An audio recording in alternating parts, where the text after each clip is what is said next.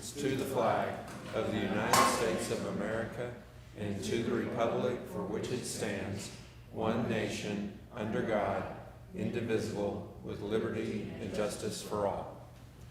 Honor the Texas flag. I pledge allegiance to thee, Texas, one state, under God, one and indivisible. Thank you. Please be seated. Item 1C is the invocation. I believe we have David Hunter for the invocation. Thank you, Mayor Flippo and Council, for this honor. Let's go to the Lord in prayer. Heavenly Father, we thank you for the day. We thank you again for your blessings on our life. Heavenly Father, we thank you that you are supreme God of all. We ask for your deliberations tonight to be sound and strong in this room as you speak through the lives of these people who represent this city. Heavenly Father, we thank you so much for them. We thank you that you might bless them and pour out your Spirit upon their lives. Help them to have the wisdom and knowledge to do all that's best for not only this community, but the community around us, that every citizen will feel a part and just will feel blessed by this council. Thank you again for your love, and we ask for your great blessing of grace and mercy. And we give you all the glory. It's in the name of Jesus Christ I pray. Amen. Thank you, sir. Thank you, Reverend. All right, item 1D is audience participation. You may speak on any item that is listed on the agenda. Fill out one of these forms with the city secretary. Be happy to hear from you. We do have a couple of public hearings. You don't need to fill out a form for that. I will call folks when it's time. Item 2A is action regarding minutes of August 6th. 2B is action regarding minutes of August 10th. 2C, action regarding minutes of August 13th. D, action regarding appointment of CCPD Board of Directors. 2E, action regarding Resolution 2024-13, amending the Building Improvement Grant Policy. 2F, consideration action regarding Chapter 380, economic agreement with Blazing Hospitality. Any questions, comments on the consent agenda? If not, I'll entertain a motion. Mayor, I make a motion we approve the consent agenda as read. Thank you, I'll Paul. second. Valerie, second. Please cast your votes. Motion passed unanimously. Let the record reflect we do have a quorum. Thanks for being here tonight, folks. We're on to 3A, employee recognition presentations. Gabe, what do we have tonight? Mayor and Council, we have our seasonal aquatic center staff. I think Vicky's going to introduce them, or maybe Keith. It's a tag team effort. I just wanted to take this opportunity to, since we have an opportunity to recognize our staff, I wanted to be able to do that. And we have an amazing staff at our aquatic center. One of the things that Vicki may talk about here in just a few minutes is that they're our first responders.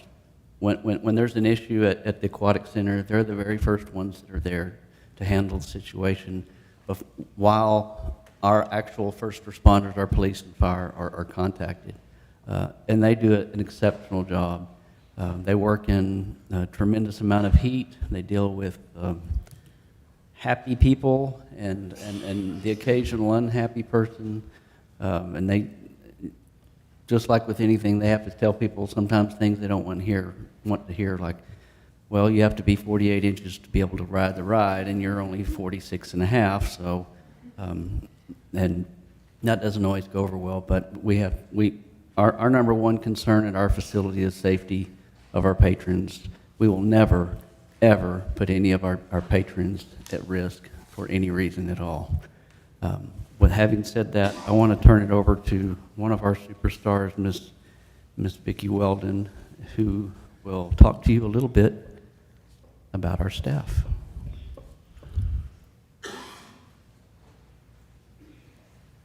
Thank you, Mayor and Council.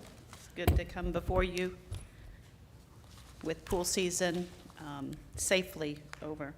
We had 56 operating days. We were closed every Monday at the Aquatic Center. We opened on May 31st, and we closed on August the 4th, and that was due to staffing issues. We hire seasonal employees, they're students, and they go back to their student life. So it was a great, great year. Okay, so. There you go. We had an incredibly safe season with more compliments from the public and our citizens than ever. The success and safety of the fall season, 100% from our amazing staff. We served almost 12,000 patrons this summer. Police and fire are always the first responders, but at pools, the aquatic center, the lifeguards are the first responders. They are the first on the scene and first to respond to any emergency that should arise. They are always the forgotten staff, but not by us or by you tonight.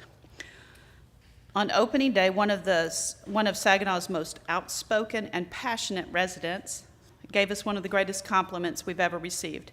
It is refreshing and inspirational when others appreciate, recognize, and compliment our city staff and our aquatic facility. On Tuesday, July 16th, a patron at the Aquatic Center took time to meet with me and express her gratitude for our lifeguards' great job. Karen P. was visiting with her young grandson and witnessed a double whistle save in which 3 lifeguards jumped in to save a young boy who crossed the transition line and found himself in the deep end. Karen said the responsiveness of the guards was impressive. Her former lifeguard and water safety instructor background adds to the gravity to her assessment. Karen said that she could see the professionalism in how the guards actively watched the water and relieved each one from their stands. That she chooses to come with her grandson says it all, and which is why we do what we do. On July 30th, around 6:30 p.m., a mother with her young daughter walked to the recreation center after the pool had closed, and she told me that our lifeguards were on top of it watching the water. She said the lifeguards noticed things that she didn't even notice, and that I am so impressed with those guards. I sincerely appreciate her positive comments and couldn't agree with her more, as I am impressed with those guards as well. These are the types and comments and instances that happen quite often. Unfortunately, you don't hear about it as much as you do the negative, but the positive should always outshine. I'd like to call right now Daniel Chambers. He was our aquatic trainer. He trained, he certified some of our lifeguards, but he did our weekly training for our aquatic staff. You're on your own. That's right. I'm a good swimmer, but I'd like to thank the opportunity, Ms. Vicky, you guys, hi, Ms. Vicky and Jason, great picks. I wouldn't choose anybody else, but I'm grateful that the guards were able to listen to me, a little bit about me. I've been in the military, active duty Army for going on 15 years. I was a drill sergeant, OCT, and I train weapons for the Army right now. And so I do this on the side because I enjoy water safety. One of my soldiers drowned in Plano, Texas in 2015 because he just couldn't swim and he tried to save somebody. So as I transition out the military, I make this my war that I'm fighting, safety around water. And I'm just a tool that these young lifeguards use to elevate their professional development and their character development. So I'm grateful for the opportunity to be able to stand in front and talk to you. Thank you. Thank you.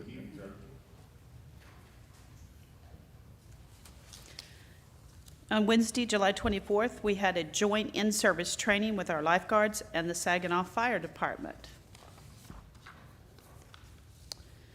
Every August, the staffing numbers at the Aquatic Center significantly drop as lifeguards head back to college, high school, preseason sports, and begin families take last-minute vacations. This is a common occurrence statewide for municipalities annually. Municipalities hire students for their aquatic centers, and in August, they return to their student lives. The Saginaw community's support and understanding has been instrumental in the season's success. Our patron safety is always our top priority. We had 18 saves, assists that were documented. Out of that, 20 people were saved or assisted. But out of that, those 20 families are enjoying their life right now. So that's how we say it was successful. One of our coworkers spoke at the city council budget retreat and said something that couldn't be more on the spot and accurate. As a city, we need to get back to departments working together and doing things for each other. We need to work together as a team. We could not have done what we did without the assistance of our valuable teammates from the Public Works, Saginaw Fire, and Saginaw Police Departments. Thank you for working with us to provide a safe facility. Now I would like to call up all of the aquatic staff, lifeguards, and customer service. That would be y'all.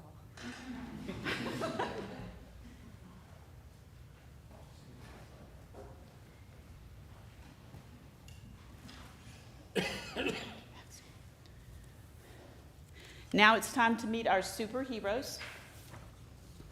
I'm going to call out the names of our lifeguards, and if you're here, let it be known. Okay? Nellie, Autumn, Cannon, Maddie, Landon Chesney, Colton, Matthew, Kayla, Davian, Bennett, Tatum, Aubrey, Carlos, Daniel, Nicholas, Brandon, Brock, Amber, Chanel, Emma, Chase, Xavier, Mackenzie, and Delilah. Our customer service staff does the job of telling people whether they live in Saginaw or they don't. That's how our revenues went up, because they were very good at what they did. They also watch the front gate, check for things that shouldn't be brought into the aquatic center, and work at the concession stand. And our customer service staff is Daniela, Arissa, Trinity, Julissa, Selvis, Mariana, Aubrey, Julian, April, and Cadence. Our head lifeguards, that we had a staff of 12 lifeguards on duty on a shift and 2 head lifeguards. Our head lifeguards that were in charge of the pool when Jason and I were not there was Zachary Hudson, Lila Norris. This is her second year to be a head guard. Landon Suggs and Caitlin Wood. And then we had our awesome trainer, Daniel. So a sincere thank you to the citizens of Saginaw, mayor, and council, and for all your continued support. Thank you.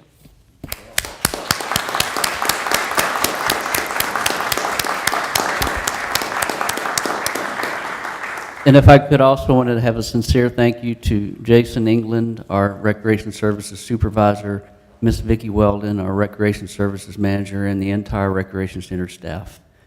Thank We're an amazing team, and I couldn't be more proud of you guys. You going to get a picture of these guys?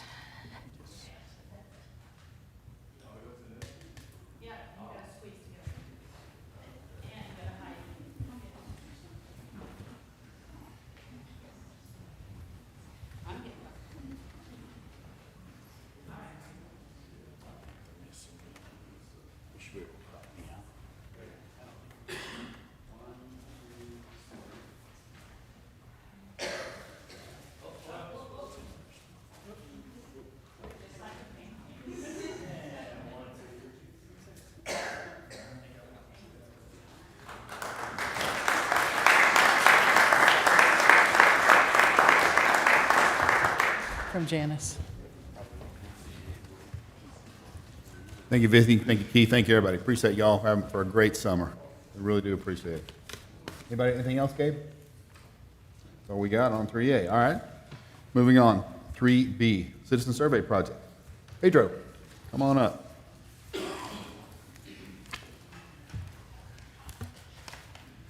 Good evening, Mayor and Council.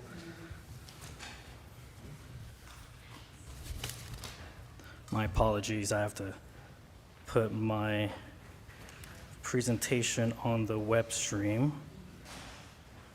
There it is. Sorry about that. Good afternoon, Mayor and Council.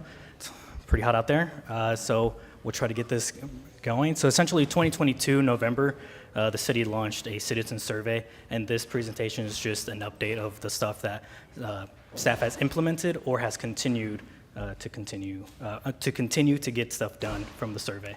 So we're just going to go through a real quick background overview. We had about 965 on the sample size.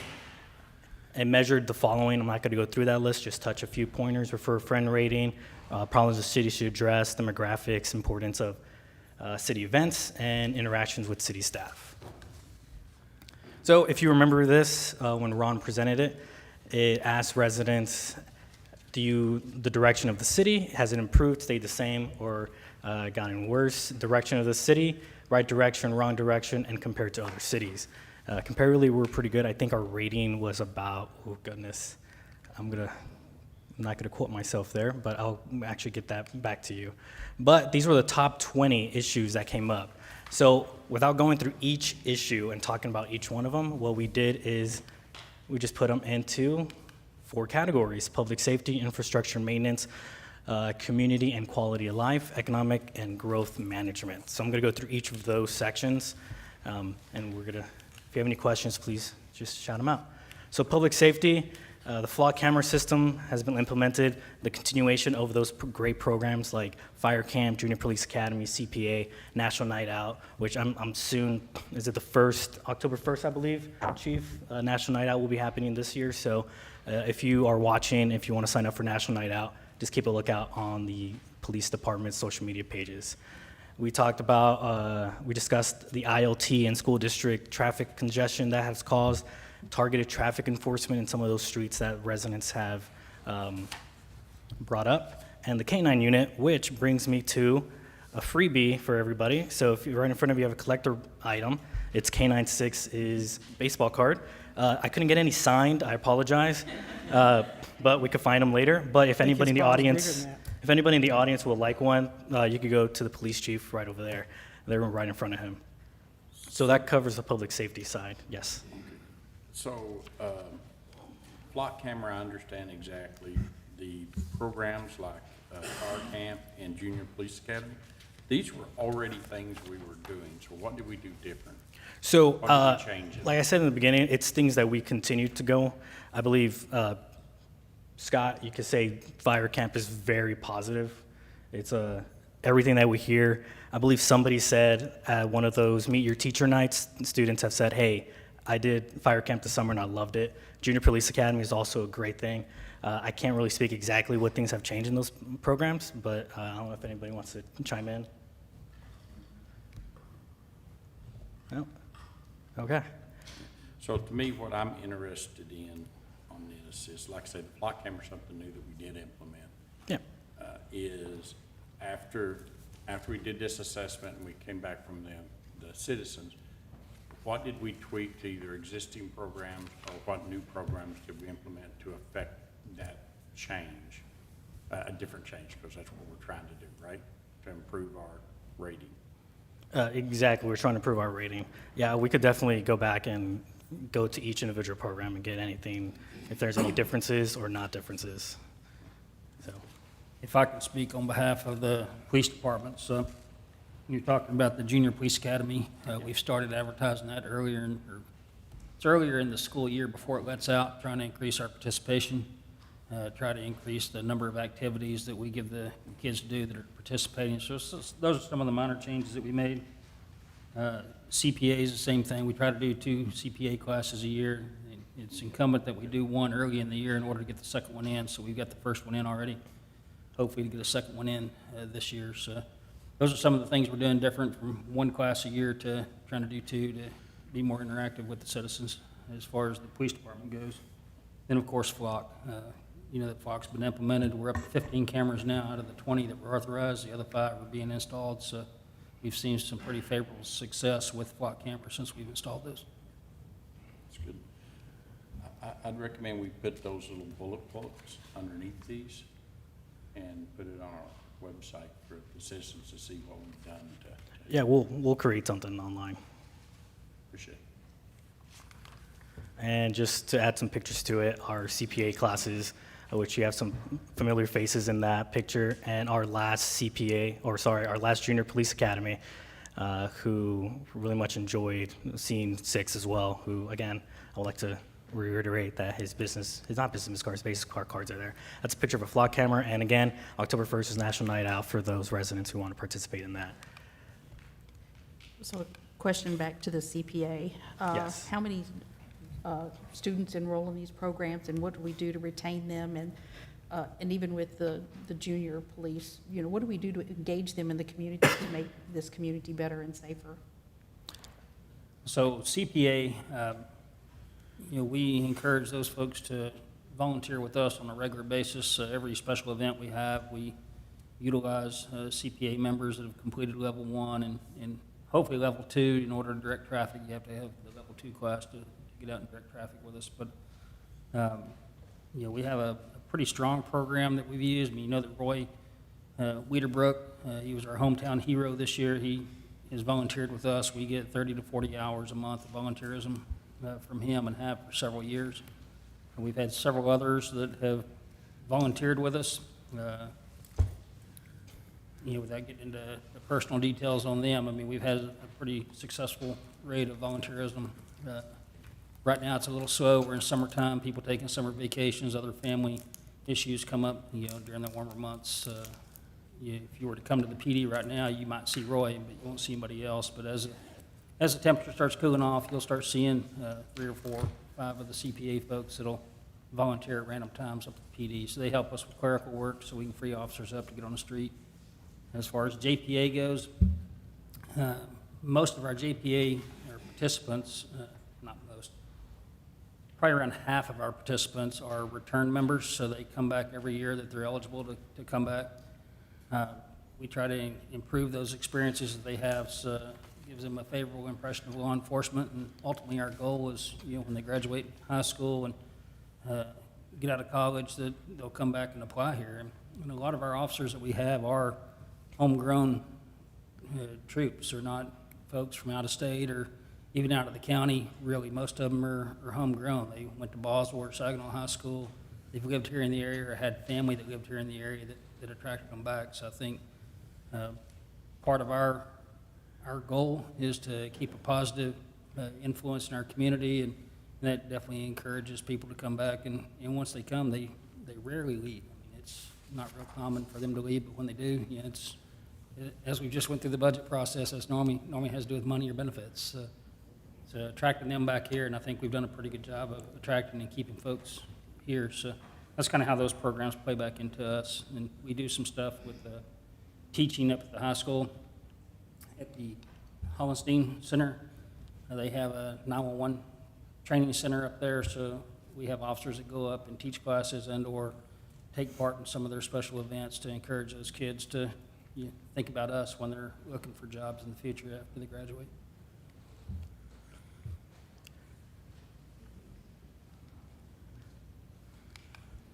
Infrastructure maintenance, so we've implemented a new work order system. It's on the website. It's a report of concern, or how we call it BEST. The Knowles projects we're going, as you can tell, half of Knowles South from McElroy down to Longhorn is under construction. We're crossing our fingers. Hopefully we get that project as soon as we can. The pavement assessment that was conducted, if y'all remember a vehicle with like all these lasers on it, was driving around Saginaw. That was the pavement assessment that was conducted. The pedestrian improvements on Basswood and the sign improvement replacement program.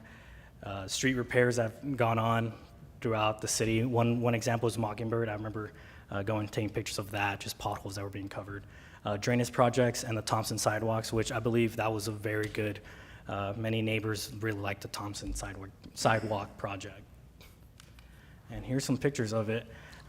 If you recall, we had a resident come and said they couldn't get into Highlands Park Station, so we're working on that. That's those 2 middle pictures right there. That was about, I think that was last week, Randy? Last week, 2 weeks ago? We'll try to get you an updated photo. And the first 2, the top and the bottom left, those are the Knowles projects. The top one is Knowles under construction, and the bottom is Knowles Phase 1 at, oh gosh, can't even see that sign there. Is it Woodcrest and Knowles, I believe? And on the right-hand side is a report of concern that we usually send out for people to look at.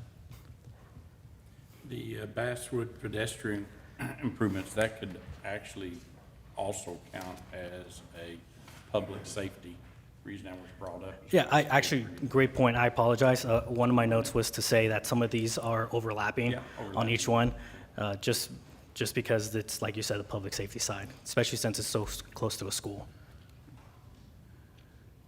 Okay. And, that's the pavement assessment. Oh, Trent's not here to help me out with the color coding, but that's what was produced. One of them is the streets and the other one's pavement.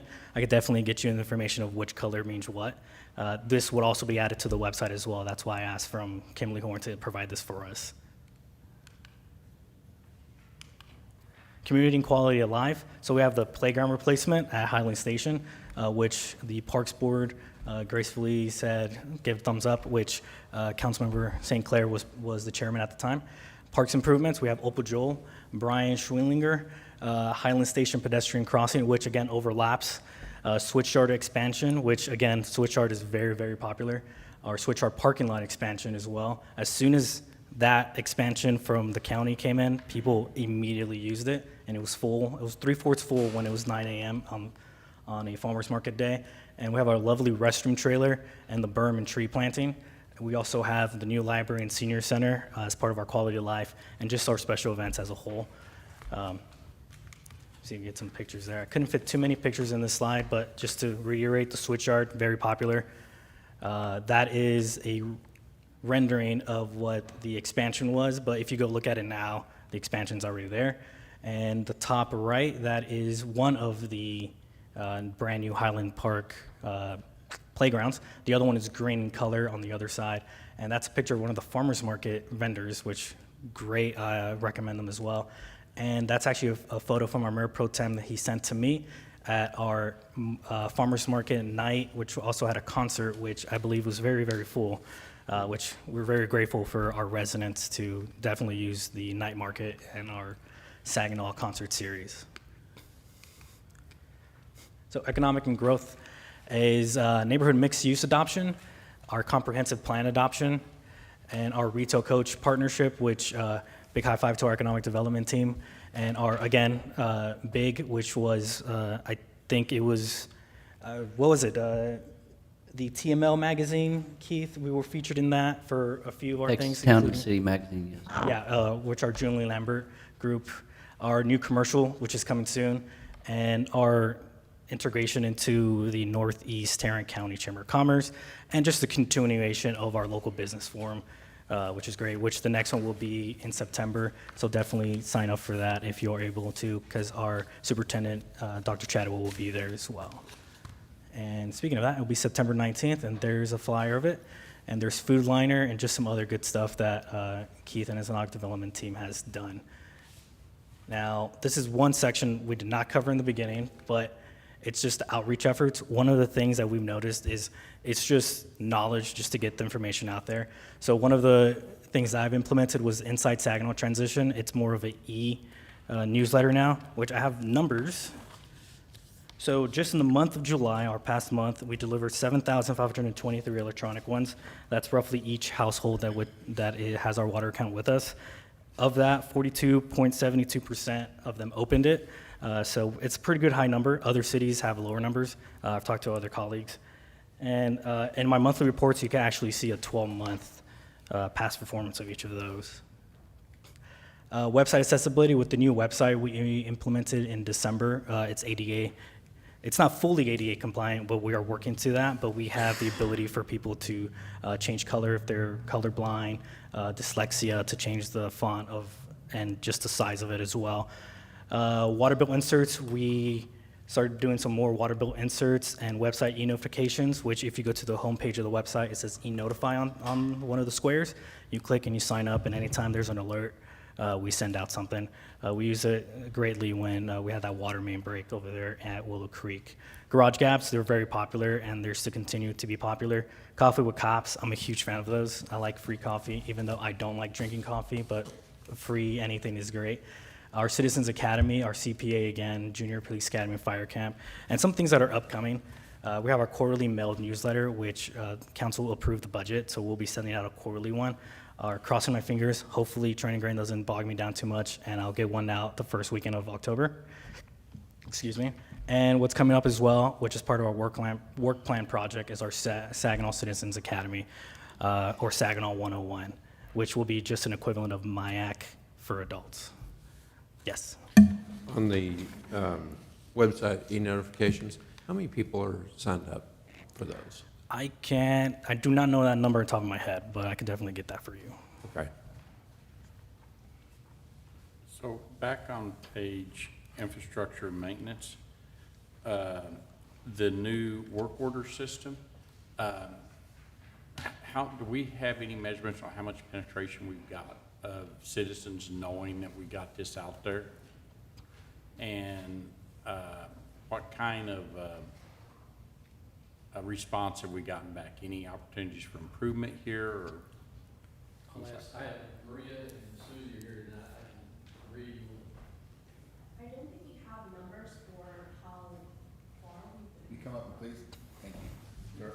So everybody can hear you.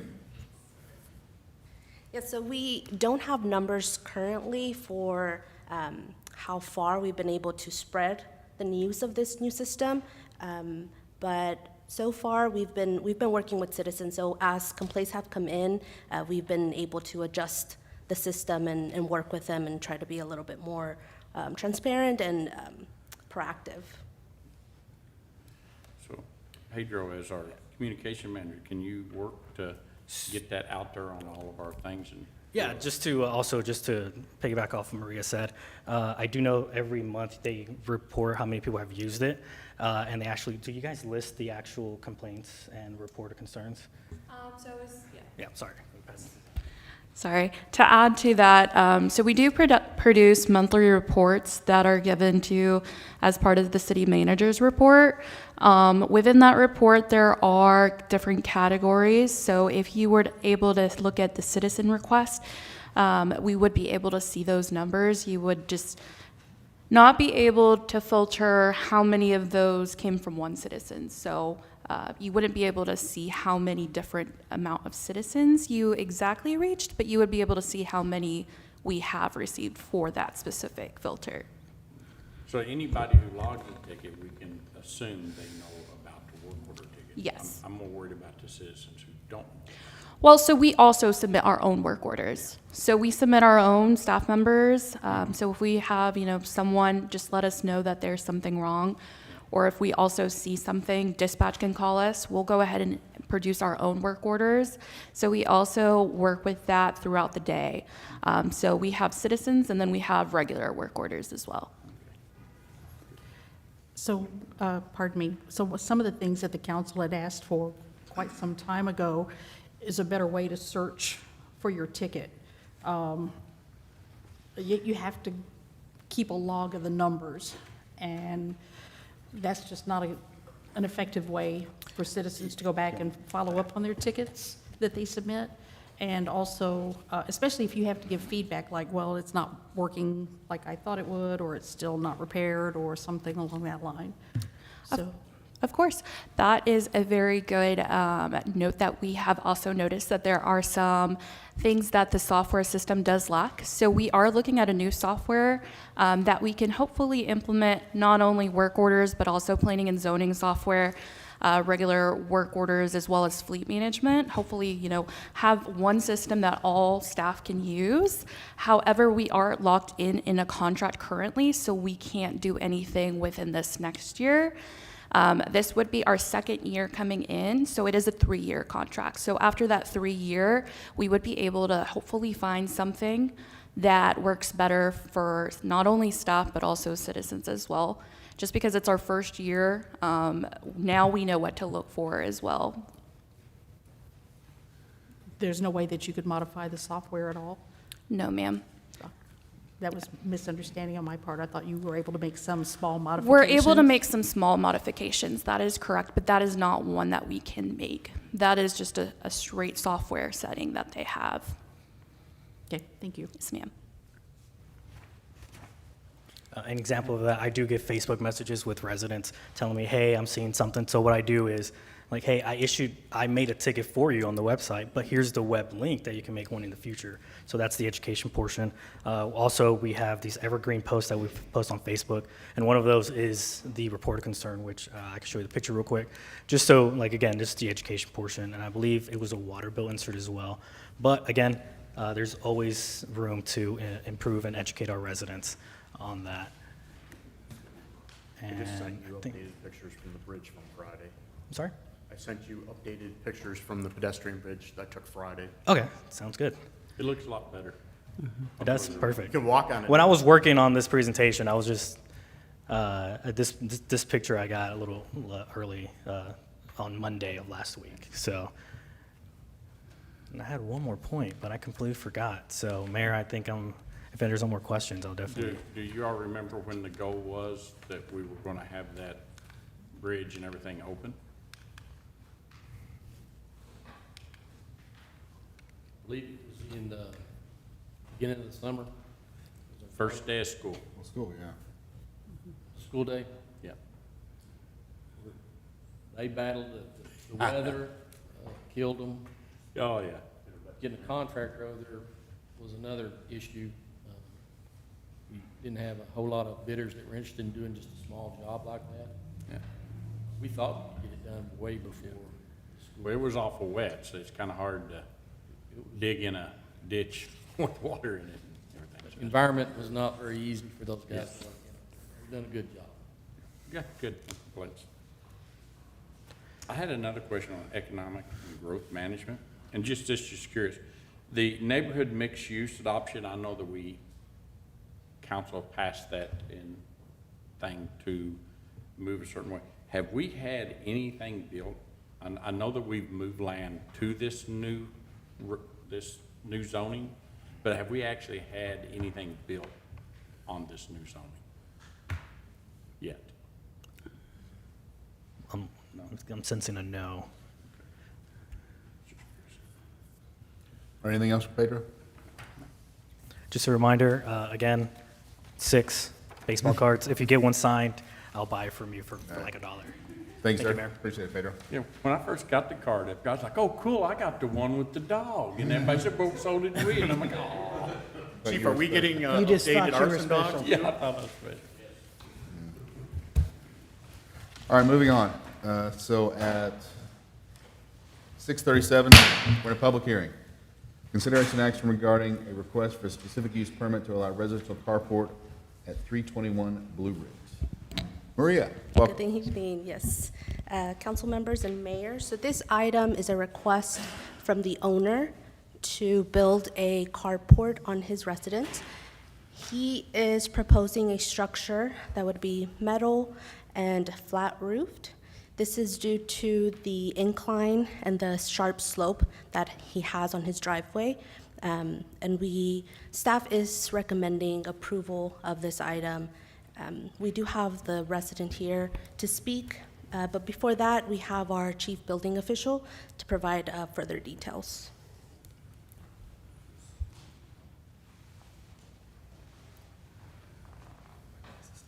Good evening, Mr. Mayor, Council. Hey, Larry. How are you doing, sir? On this particular situation, and I think the SUP kind of, this perfect example of this, he has got a unique situation here. Mr. Nelson's property at 321 Blue Ridge. It is a steep drive approach. In my impression, it would be very costly to expect to have a structure, as you saw before, a gable end tied to a house that doesn't have an attachment for that. All the other carports in this general area are a flat type carport. I think this is one of those that, this is why we brought it here. I think he's got the perfect example of the reasoning for an SUP on this. I support this. I've looked around the neighborhood. I will tell you, I've got 3 others now, as of today, in the office that are interested. Their biggest concern is meeting that criteria also. They're also from that area, so something to consider. We'll have more coming in front of you. So if you've got any questions, I'll be glad to answer it. Yeah. Question for Larry? Yeah, I mean, I drove in this area, that what they're recommending is absolutely representative of what's already in that neighborhood. Yes, sir. Does our ordinance actually require a gable? So it doesn't require a gable. It's just because the first one we brought, the design y'all wanted to look like the house. And I think there's been some confusion on what that is you're wanting without actual design criteria built into that new ordinance. And I did get some answers from P&Z also on that. If we're going to continue the SUP process, they are asking for better guidelines on design. What is it that we're really wanting? Because the question was, do we not want metal carports? Do we want wood structures? What is it we're really wanting? Because just like in Mr. Nelson's situation, if we were to build even any other type of carport besides that flat, for him to get that up there where it's level, like the Gables style you saw last time, the bottom of it would be almost, I believe, 13 to 14 foot in the air, which would be a violation of our 10-foot clear opening height. So I think this is one of those perfect scenarios where I think this makes sense, and maybe we need to go back and look at this and see if we can't come up with better design so it's clear on what we're wanting. It's supposed to match the aesthetics of the neighborhood and the thing, and that's it. So if everybody else around this house has a carport like the one he's recommending, then this should be a no-brainer to Yes, sir. and vote. I just think I was asked to get more clearance on what do you call aesthetics, because everybody's got a different opinion of what we're really wanting, and I think that's fair. You know, do we want it, does it just need to look like that? Just need to match in color? Or what is it we're really looking for? So we may need to visit that. If that's your desire, I will go back and revisit this and see if we can't make it clearer, so. Yeah, according to the ordinance, if it needs to be more clear, please modify it and bring it to us. Okay, if that's your desire, I will do that. Yeah, absolutely. I think that's a good plan. Yeah. All right, other questions for Larry? Thank you, sir. I will, yeah. I do have 3 forms that we got electronically, so I will read those. Thank you, Maria. You want to read those right now? So from Sandra B. Smith on 300 Opal, in favor, says I'm in favor of permitting a residential carport to be built on the property at 321 Blue Ridge. Ruben and Idalia Padilla on 329 Blue Ridge, they're in favor.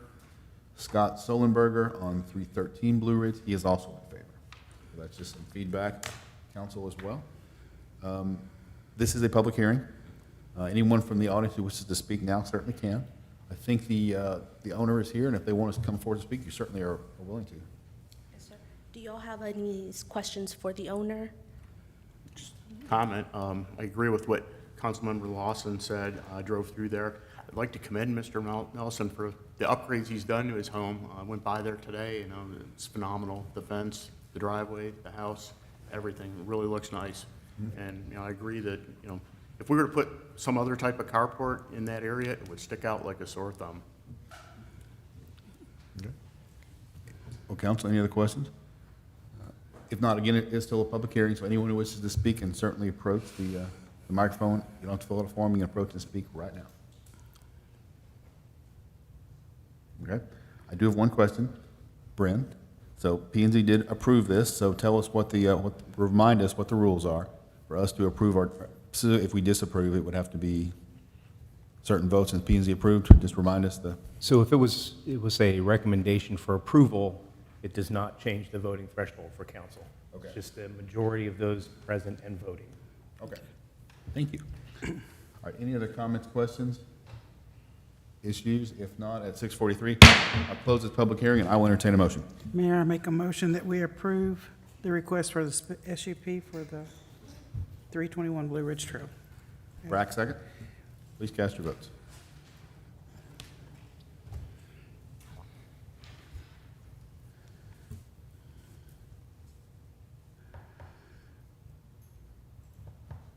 Motion passed unanimously. Good luck. All right, moving forward. Item 4B at 6:44. We're back in a public hearing. Consideration action regarding an action to consider a textual amendment to the Square Plan Development Ordinance to reduce parking frontage from 75 to 25%. Susie Yes, Victor, sir. welcome. Mr. Mayor and Council, good afternoon. So as a reminder, we did receive this textual amendment once before. There was a change to the development plan from 2 separate structures to 1 with parking surrounding those structures. However, within the textual amendment, there was a portion of parking that was not amended at that time. So this is going before you just as a formality so that we can have all of the textual amendment just coincide with one another. With that being said, I don't think that, we do have the owner, so if y'all have any questions or if the owner would you like to say anything? anyone has any questions, please let us know. Any questions for Susie or staff or the owner? Any questions for anyone? So are they going to move some of the parking to the back? Sorry, could you repeat sorry? that? Are they going to move some of the parking to the back? Yeah, so the parking is all surrounded with the building.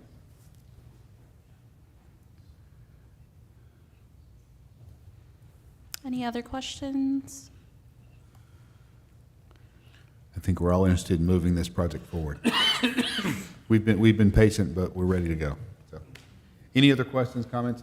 We are in a public hearing. I don't have any comments, but it is open to the public. Anyone who wishes to speak at this time, please approach the microphone. Anyone at all? If not, then at 6:45, take us out of a public hearing, and I'll entertain a motion. Mayor, I move that we approve 4B as written. Okay. Do I have a second? Valerie, second. Please cast your votes.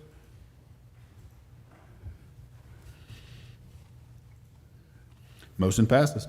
Good luck. Let's make this happen. All right, item 4C at 6:46. We're back in a public hearing. Consideration action regarding a request to consider a change in zoning at the 11.952 acres of the Albright Alexander Survey, et cetera, from neighborhood mixed use to planned development. Maria. Hello, good evening. So this item is a request to rezone the property at the corner of Old Decatur and West McElroy Boulevard. So this is a request to change the zoning from the current NMU, neighborhood mixed use, to a PD. So the planned development would have the same building standards as NMU with 3 exceptions. And that is a reduction of the commercial frontage on Old Decatur from 75% to 43%, a reduction in open space and amenities from 15% to 9%, and a reduction of the setback lines between buildings from 15 feet to 10 feet.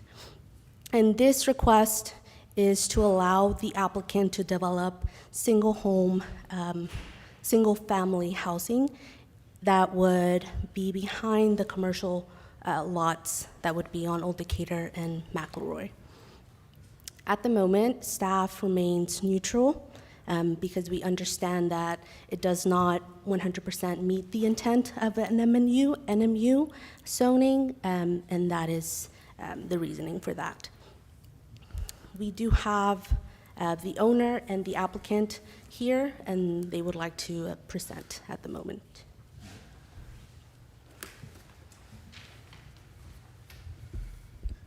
Thank you, Mayor and Council. My name is Burke Harvey, 1608 Rogers Road, Fort Worth, Texas. I'm not a developer, so I'm not probably going to be able to answer all your questions, but John over here, follow me, will be able to when it comes to the development of this. But a little bit of history on this property. My father purchased a good bit of land probably 40 years ago in Saginaw, and this was one of them. And at the time, the whole thing was zoned commercial. So it's been sitting here for 40 years vacant, not really helping anybody. And then I applaud the city.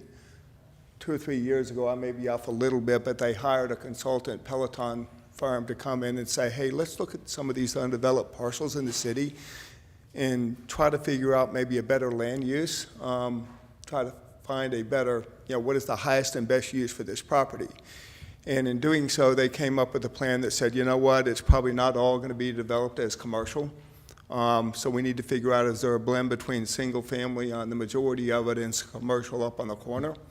And that was approved, maybe 2 or 3 years ago. Since that time, there's been a couple different applicants that have come in and said, hey, we want to do some of the build-to-rent product on this. And that did not pass, and I totally get it. So I want to be clear in this, what we're asking for here in this rezoning, it is for owner occupancy homes on the majority of the property, and then leaving roughly 3 acres for commercial on the corner. We are in talks. In fact, we have a contract from a major national restaurant chain that's going to buy the full 3 acres on the corners. But my partners and I don't want to sell just a hard corner until we figure out what's going to happen on the balance of the property. Because if we don't, we're going to end up with something that's cut up, it doesn't flow well together, and really isn't in unison. So we think we've got the right developer to do that here. I hope we can really work something out because vacant property isn't helping me. When my dad passed away, the partners all said someone's got to run this, and so I kind of somehow by default got that obligation. So I'm hoping we can work on something here.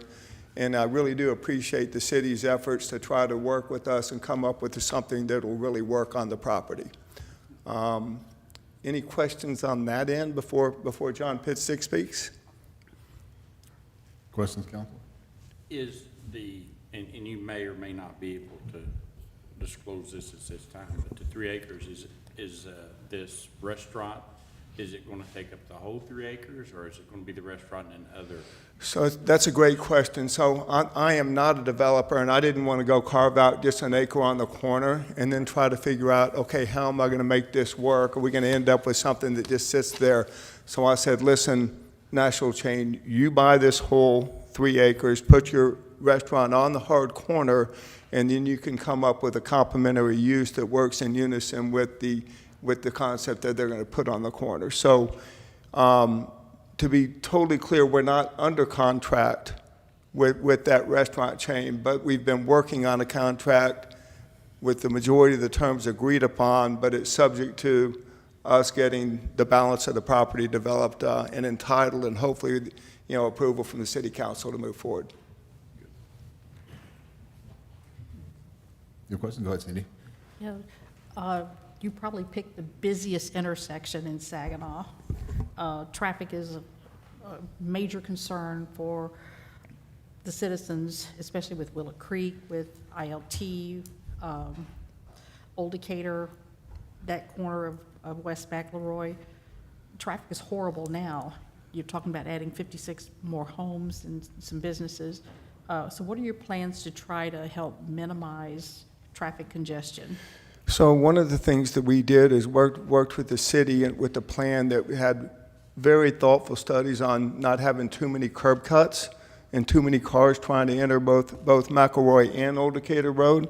So we've been working with the commercial developer and the residential developer to minimize the number of curb cuts. And also, there will be cross access between the two properties, and that way we don't have all kinds of confusion within the development, but also trying to figure out how you get back out of locations and run into curbs where you can't get onto McElroy at Old Decatur Road. So yes, it's a busy interchange, no question, and we've tried our best to make sure that the traffic flow will all work in unison together. Because you'll hear about it if it won't. I'm sorry? I said you'll hear about it if it doesn't work. Yes, ma'am. Other questions? Mine's for the Okay. homeowner. Yeah. All right. Well, thank you, sir. Okay, I don't hear very well, thank you. Thank you. See if I've got this clicker right here. Yes, ladies and gentlemen, council, my name's John Pitstick. I'm with Beaten Path Development, 700 West Harwood Road in Hurst, Texas. We've been at this business for about 10 years. We don't have any problems with multifamily or rental housing, but we don't do that. We do single-family, owner-occupied housing. That's what we do. And we like what we call residential infill. We can come unused property like that where we can bring in new housing to support the commercial side of things. So basically, we're proposing 56 single-family detached lots on 9.7 acres.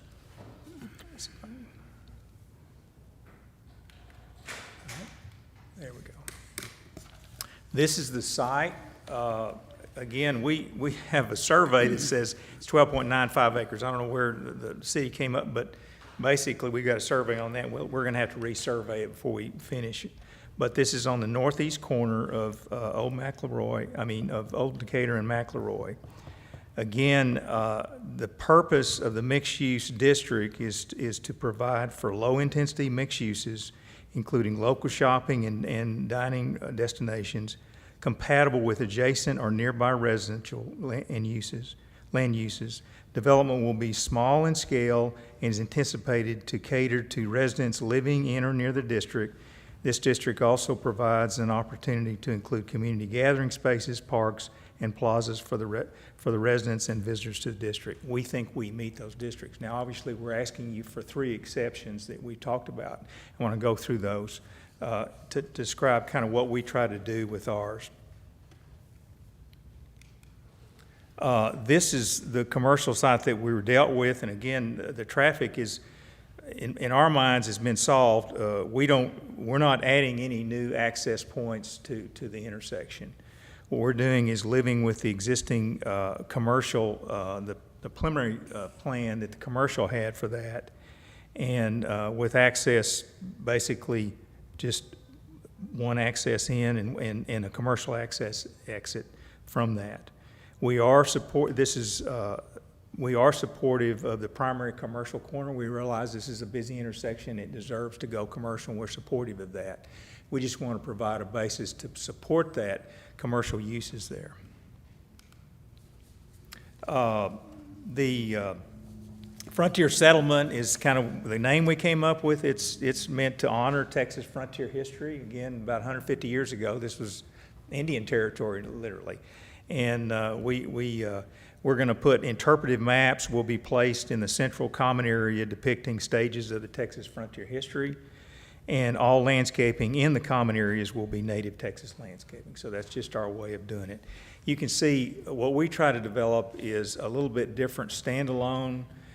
We don't have a gated community. That's not what we want. We want an open community, but it's a little bit standalone, different than the surrounding areas.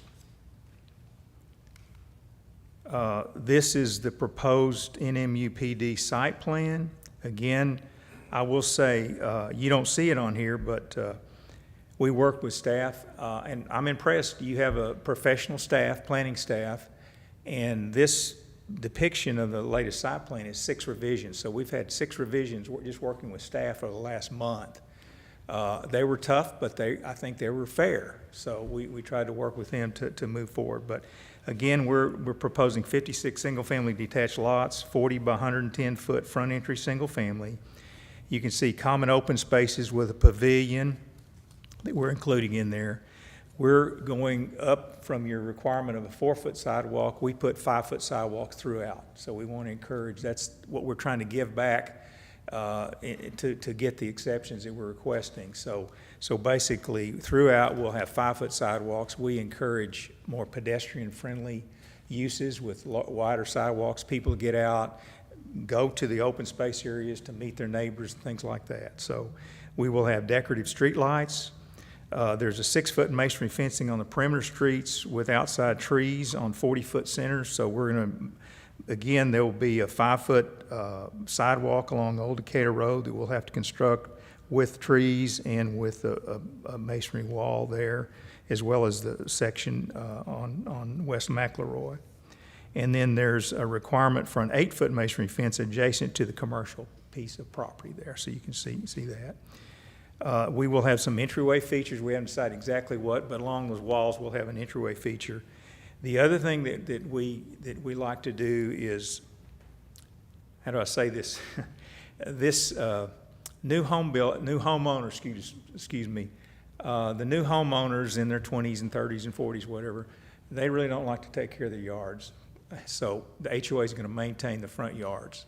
So it gives a way that it's a sustainable area, that the HOA will maintain the perimeter fencing as well as the open spaces, and then we will mow and edge the front yards. There'll still be private front yards that they will, take care of, but as you drive, our goal would be, you drive 5-10 years from now, all the front yards will be maintained equally for that. Now, they'll still have private backyards there, but those are some things that we're trying to do, trying to use kind of more traditional neighborhood design through this.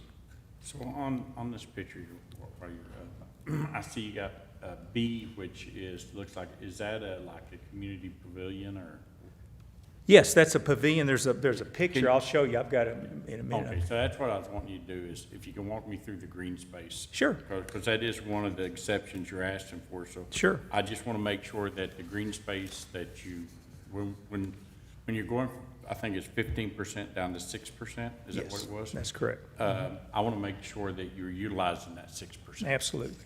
While you're on this slide, one of the questions I have, you said it wasn't a gated community, but I see an Opticom gate for emergency access only at that one entrance. So I was just curious on, if you're gonna be putting That other is gates kind of or to how that protect was the gonna work. neighborhood. I mean, again, the major access will be the commercial access off of West McElroy and then the entryway off of Old Decatur. We could have certainly pushed that through, but that's a way to kind of protect a little bit of the neighborhood, but it still allows for full access through off that corner there. So Will the there's residents have access to that gate then? no. Okay. The residents will not. That will be for emergency only. In other words, if for some reason there's an emergency that they can't get through that the other entrance, then police, fire, whatever, there'll be an Opticon gate that they could open to get in there. So, I know fire can do Opticon, police does Opticon as well? I guess I wouldn't. What about, I didn't think so. What about ambulance?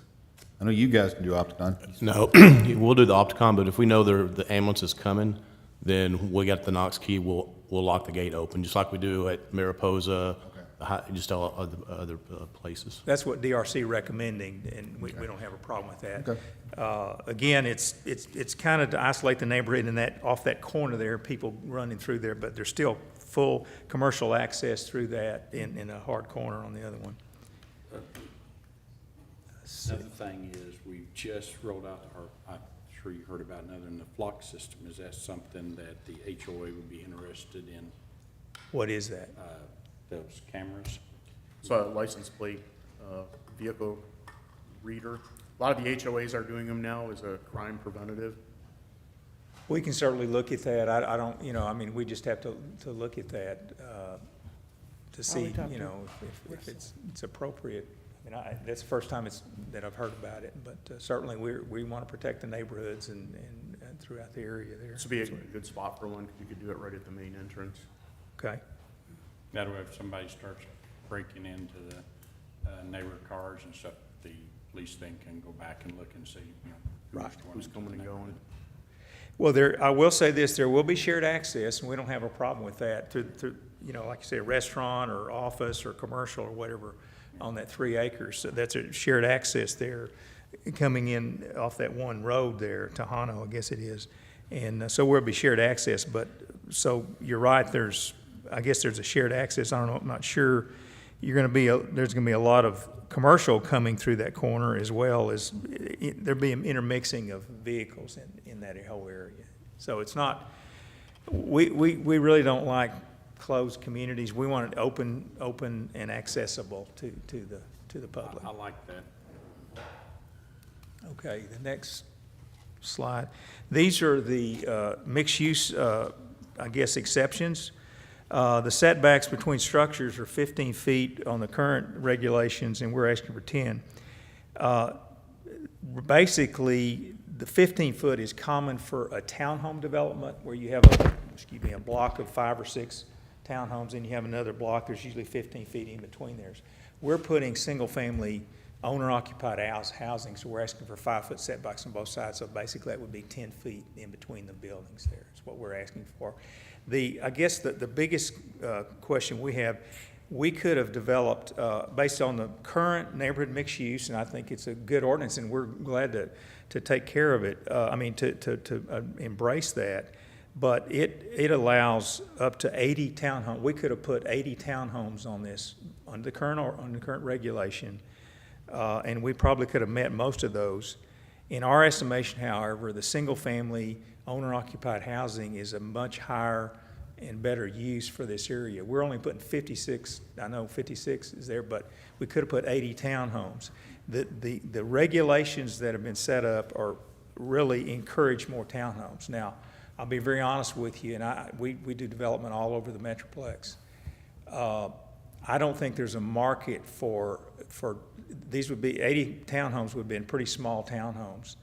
And the market would be more for investors buying those, and then they would eventually end up being rentals anyway. And this is my, in my estimation, my opinion. So that's why we went with the owner-occupied housing. So that's what we're requesting, the 10 feet. The 70% commercial frontage, basically, under the current regulation, we have 70% on both McElroy and on Old Decatur. And in order for us to get any kind of density and, to develop that. That's what we, decrease that area on Old Decatur to allow for that mixed-use commercial access there. And then the amenities and green space, you can see we've got, there's a pavilion and there's a large central area. We also, in the centralized, both those areas will be surrounded. And we don't like to surround by solid wooden fences or anything, so those will be open iron fencing and more of a living screen rather than just a wall or fence. We want openness, and that's why we want our open spaces to be open in that area.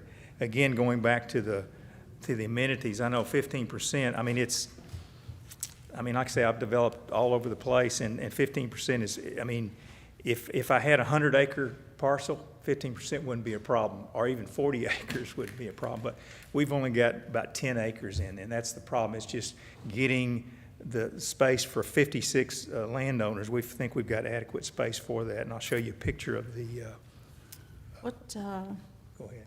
what age group are you targeting for these homes? Gosh, it'd be all ages. It would be anywhere from empty nesters all the way down to single persons, things like that. Well, They would be, the minimum square footage would be 1,500 square feet. That's minimum. Again, if they're two-story, you can get up or larger than 2,000 square feet easy on these lots. But again, if it's a single-story owner-occupied homes, it would be a minimum of 1,500 square feet. So you could get a 3-bedroom, 2-bath, or if you went two-story, you could get 4 bedrooms and 3 or 4 baths in there.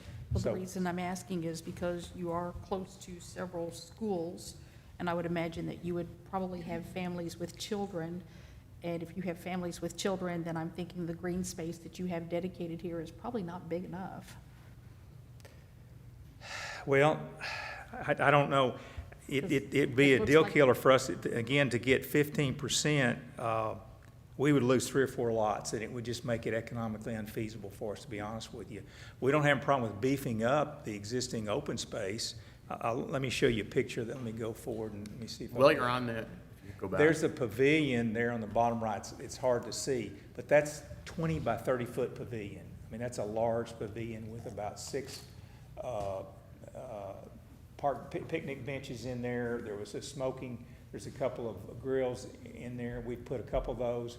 We've got those in much larger developments. This one we got one of them in a 100-lot subdivision, and we've got one of them in a 300-lot subdivision. The same one we're putting in here in a 56-lot subdivision. This pavilion is the same size that we're using for the other ones. I think the recommendation, there was unanimous approval from the P&Z, but they recommended that all the trees be 3-inch caliber. We don't have a problem. We want quality. We don't have a problem with the quality there. Again, and it depends. I would say, here's the issue. I would say, once people move in, they're going to say, well, we want a swing set or something like that. We can address those on those open spaces as the people move in, because we don't. And I know the pavilion would work for us, but who knows what, like you say, what the demographics is going to be. We don't know exactly what's that going to be. So a lot of people ask for dog parks.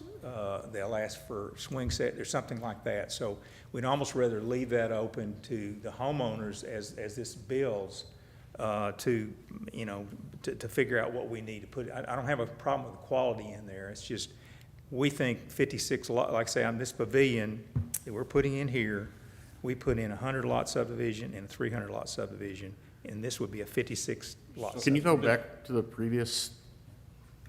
So this pavilion here, this is representative of what you're going to put in slot B? Yes. Yeah, I think that's a lot, but yeah, B, So I'm looking at this, and basically the homes from, say 7 through 21, is there any way you can put a walkway or something in there so they don't have to go all the way around to get to that common area? It just seems like it's going to be difficult for them, and then the last thing we want is them driving cars around and parking them in the street. 7 through 21. Well, again, we're going to have wider sidewalks and accessibility. I mean, we could put a crosswalk in there to get them around, but it's not that difficult a walk. But there's going to be wide 5-foot sidewalks where you can walk your dog around to the open spaces area. There's just not enough room to squeeze in. I mean, we could put access, I don't really want personal access by each one of those lots that back up there. I'd rather them enter from the front there. Yeah, I think that's what he was asking is could you put, it didn't show like, are there gonna be crosswalks there, I guess, at the intersections of what they're asking? No, the. Oh, yeah. Cut through here. I just don't have I guess, by losing one or two lots, it just makes it economically unfeasible, to be honest with you. Now, again, I don't have a problem with beefing up the open space that we've got. Again, we think with a wider sidewalk, it's not that, I mean, it's less than a quarter mile to walk around there. With the wider sidewalks, we'll have trees in front of each lot as well. We just, the 56 lots, again, under the current ordinance, we could have put 80 townhomes in there, but we wanted more of a higher quality, single-family homes there. And I just can't afford to lose that many lots. It really makes it, we're buying this property as commercial property and trying to work that out. So you got a little pathway there in your green space, and you're gonna plant trees, and in the pavilion, you're gonna have, you've seen it, that looks good. What's this little bitty building there? It looks like is that just, What's that? It's the mailbox. It's mailbox. Yeah, those are gang mailboxes. Okay. The post office makes us have gang. So that's the other thing is you pick up your mail, people will walk their dog, pick up their mail there. So that'll be a gathering place in front of that main, that central open space there. It'll be a gathering area. And we can certainly do something, maybe have an area where you could pull your car in there, but we prefer you walk to be, it's more pedestrian friendly. We prefer to widen those sidewalks off and really encourage people to get out, walk to their mailbox, meet their neighbors, and have more of a community setting. I think Brock had a question. Yeah, actually more of a comment. So if townhomes came in here, it would be all parking lot and townhomes and no yards. And so I could see the 15% amenity being, we kind of want to hold to that. But with this being single-family homes, you got to remember, every one of them's got a backyard, every one of them's got a front yard. There's built-in green space into each one of these lots that wouldn't be a consideration if it was all townhomes. Right. And with So- the wrought iron fencing, it's gonna give a more open Yes. appearance. Yeah. And I have a question about these trees, Randy. All these trees around the edge there? We're going to address that. Huh? We'll address that DRC. Okay, good job. you're gonna update that ordinance, right? Yeah. Oh, yeah, Mary, please go ahead.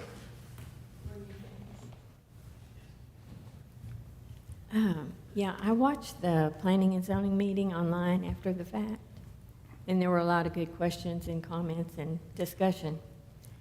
And I appreciate your wanting to meet the NMU requirements as much as you can. But I understand the commercial probably would never develop any more than that on Old Decatur Road, because I drove up and down that road today from Longhorn to Bailey Boswell just to make sure I understood, and there's no commercial.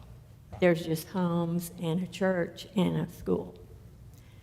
And so I can't really argue with that, not meeting that requirement.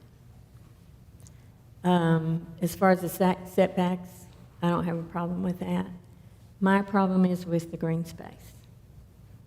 And I feel like you could probably maybe raise that up to maybe 10%, if you might lose one or two lots. Well, and if you maybe allow me have to a- count the front yards that we're going to maintain anyway, and you allow me to count the trees on the front, I can get to 15, I can get there. It's playing a game. It's not, but it's going to be, not the backyards. I won't count the private space, but Right. if you allow me to count the front yards, which the HOA is going to be maintaining anyway, and if you allow me to count the trees along the, outside the fence line, those are open space areas that were there. I think I can get a little bit higher. I think I could get to at least 10%, but I'd have to, Yeah. It's kind of playing a game with it, but I don't have a problem with working with staff or whatever to bring back a site Somewhere plan. in there, you know, maybe put a little pocket park and lose 1 or 2 lots in order to do that.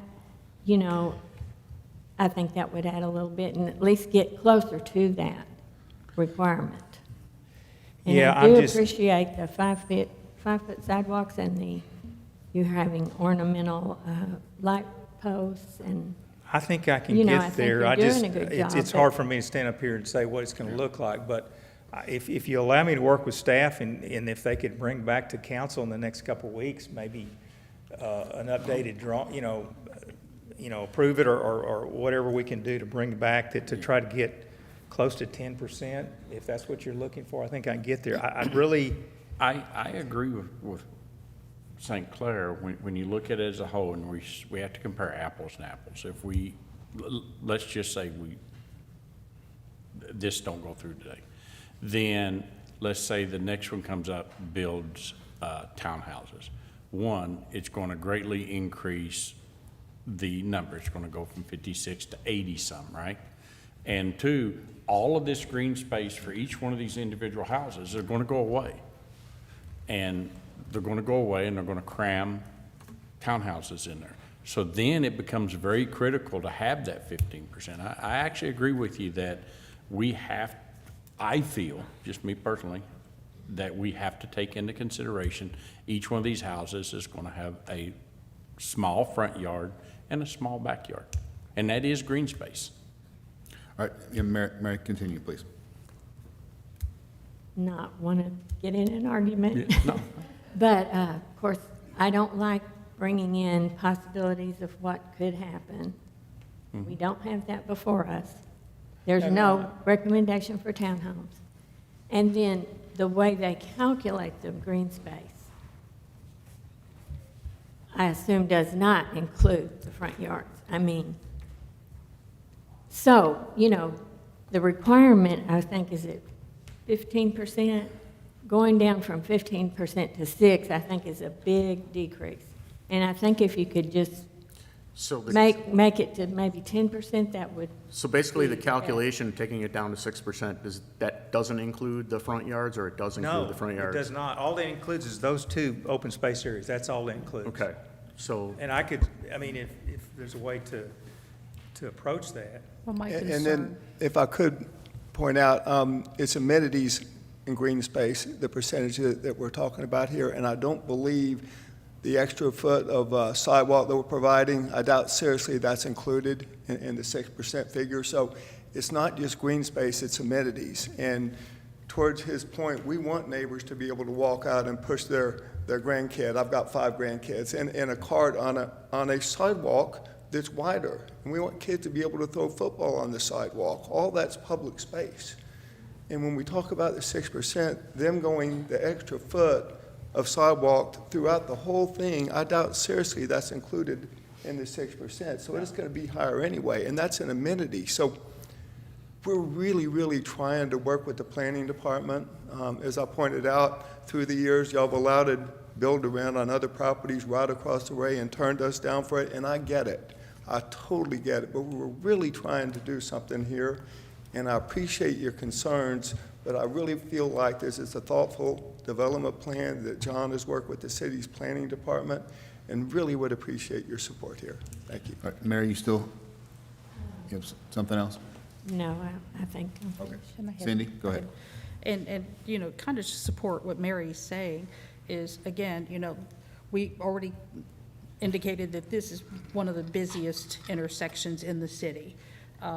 You've got schools, you've got churches adjacent.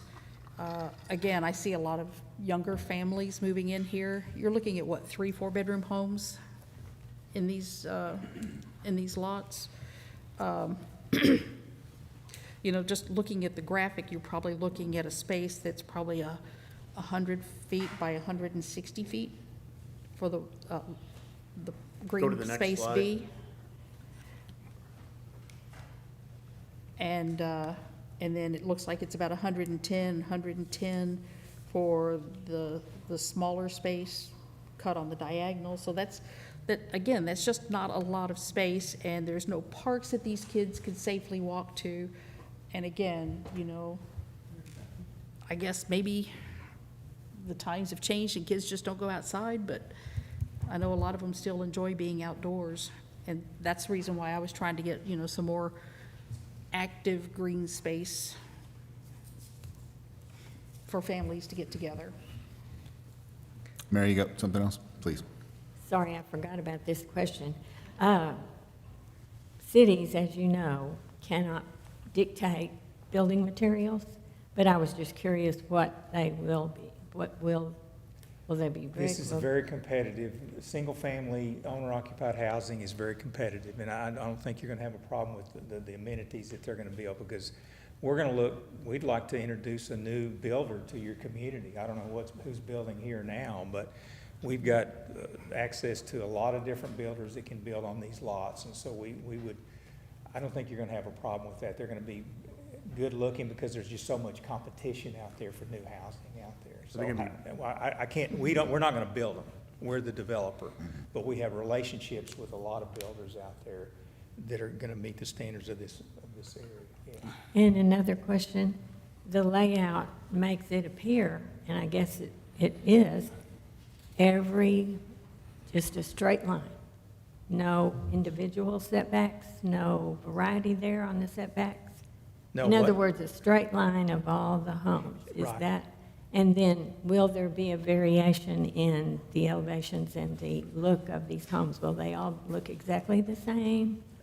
Again, like I say, we're not going to be building those, but I think just the competition for single-family owner-occupied housing, there's probably 30 builders that would love to build in here. Now, we're going to have to deal with a lot of them, but I can't promise you anything. We don't know what's going to happen, but I would look to introduce a new builder that maybe is building in another part of the Metroplex to bring them to Saginaw, so you get a little bit different variety of homes here. But I don't know what's going to happen.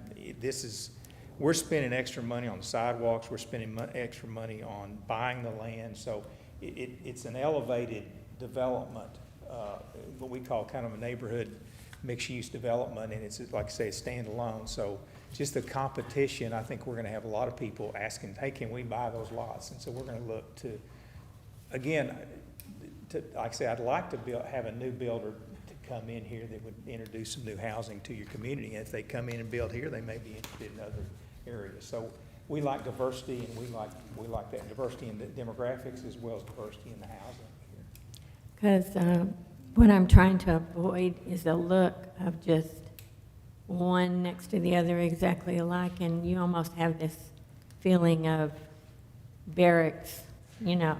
Yeah, again, people are not going to buy. I would like to avoid that. I would say home buyers are pretty savvy these days. If they have their little plan, what typically builders will, they'll have 4, 5, 6, 8 plans or something like that.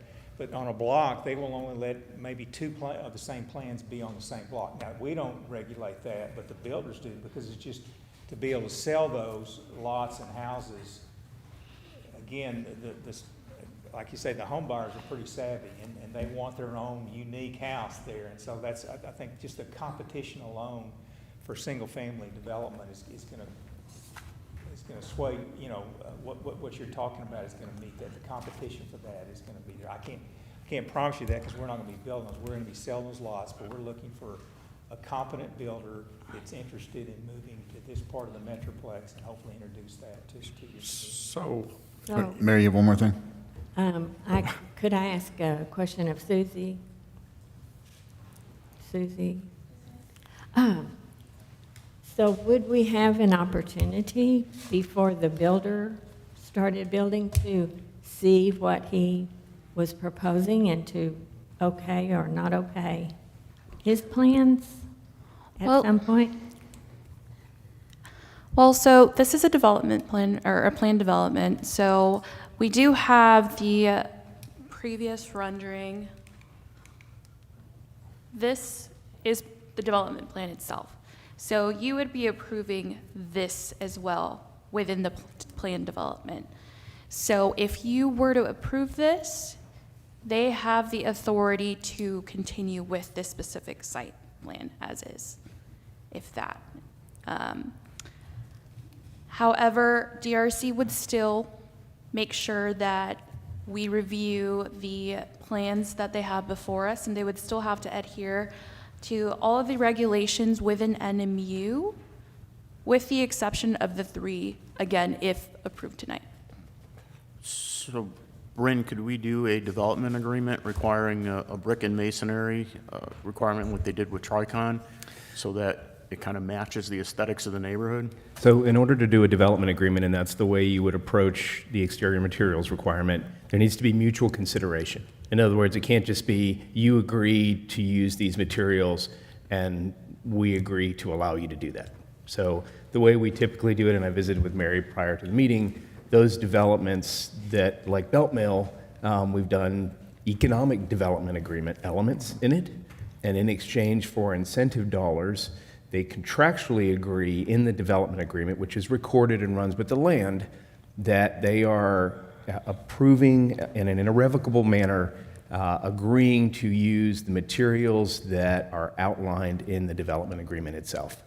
But a traditional land use development agreement is not going to cut it, unfortunately, based on the preemption that the legislature adopted several sessions ago. So we would have to go in and like waive some of the fees and stuff like we did before. Yes, and we've done that a couple of times, and then that way you've got a breach of contract claim if they don't do it, right? You still can't write a citation if they decide hardy plank is the new favorite exterior material. So, sir, I have a question on these. Look, I don't know if it really even matters here, but is this going to be one builder or could it be multiple builders in here? Could be multiple builders. Okay. It would likely be one builder. It's 56 lots. Yeah. I'll say this, again, we don't want any tax abatements. We're bringing $24 million to the table. The full development of this commercial and residential, you're talking about $24 million in development. That's $120,000 a year in city tax revenue, not the county, not the school district. It's $120,000 a year from now on. This is probably one of the most expensive piece of property that to develop in your community. I mean, I guess that's what I'm saying. I think we're arguing over spilt milk a little bit here because there's high competition for good quality single-family homes. And I think just the competitive position here is going to be, I don't think you're going to be, like you said, there's a lot of builders out there, and some of them are not, you know, as good as the other ones, but there's just so much competition for the savvy buyers that I think there's going to be diversity in the housing you know, and what's, you know, in the masonry requirements. There's going to be competition there, and I'd rather have that run there. I don't, you know, I'm standing up, you know, we're a developer. We're not going to be building that, but we just find that there's so much competition there. We'd rather put this on the tax rolls and let's go to town and let the competition, let the market decide what's going to happen here. These are not, again, rental housing. These are not, you know, like I say, we could have looked at it and said, let's build 80 townhomes on this thing and not have any variations. But I don't think the city would be happy with that, and that's under the current regulations here. Because we think that, just in my opinion, we developed a lot of stuff. If we build a bunch of townhomes, you'd have investors say, I want to buy this 6-pack here, and I want to buy this 8-pack here, and I want to buy this 10-pack here, and they would turn into rental housing anyway. Which we don't have a problem with rental housing, but I think we're saying the highest and best use for this property with a little bit lower density is going to be that single family owner-occupied housing. That's the American dream. That's what we're trying to sell out here. Everybody wants to own a house. And like I said, I don't have a problem with multifamily or rental housing, but we're trying to provide, you know, a quality house, affordable quality housing in there, and that's what we're trying to work off the dynamics of the economics here, so we can sell nice, you know, we can sell those lots cheap enough where you can build a nice quality home in this area and provide support for the commercial. We realize the commercial corner is the most important. This is a busy corner. We don't want to thwart anything that has to do with developing the commercial corner. We want the residents to be complementary to that, but also be, excuse me, kind of a standalone quality development out there. Again, we can beef up the open space. We can go back and look at, ways to provide some other areas. But I think, like you said, wider sidewalks, we're having decorative lights. We're going to have an entryway feature. We're doing the best we can with the market that we've got here. Yeah, and I think everybody is appreciative of the single-family owner-occupied concept. I think if it was not that, you would be getting a lot more questions than you are. I think that is much more welcome. We're just, as you said, we're polishing the edges here at some things. I appreciate the well-thought-out plan. I also appreciate our staff and the DRC, and I have a lot of faith in our staff.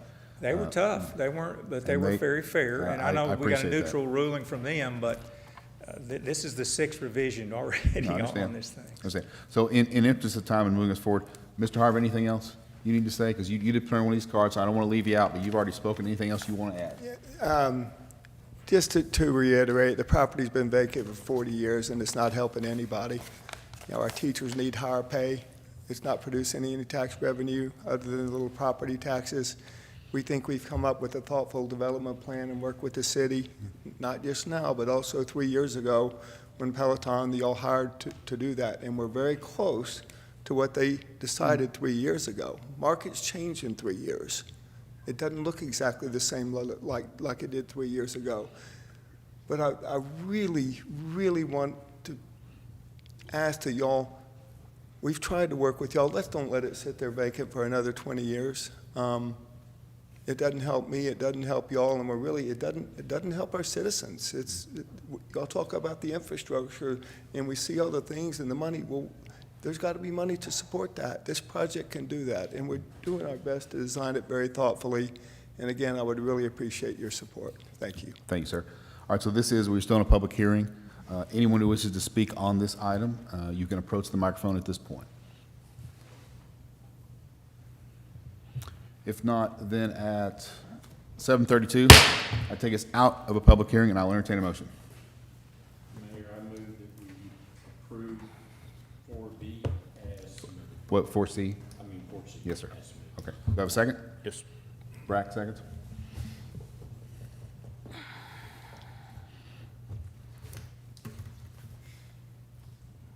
Please cast your votes.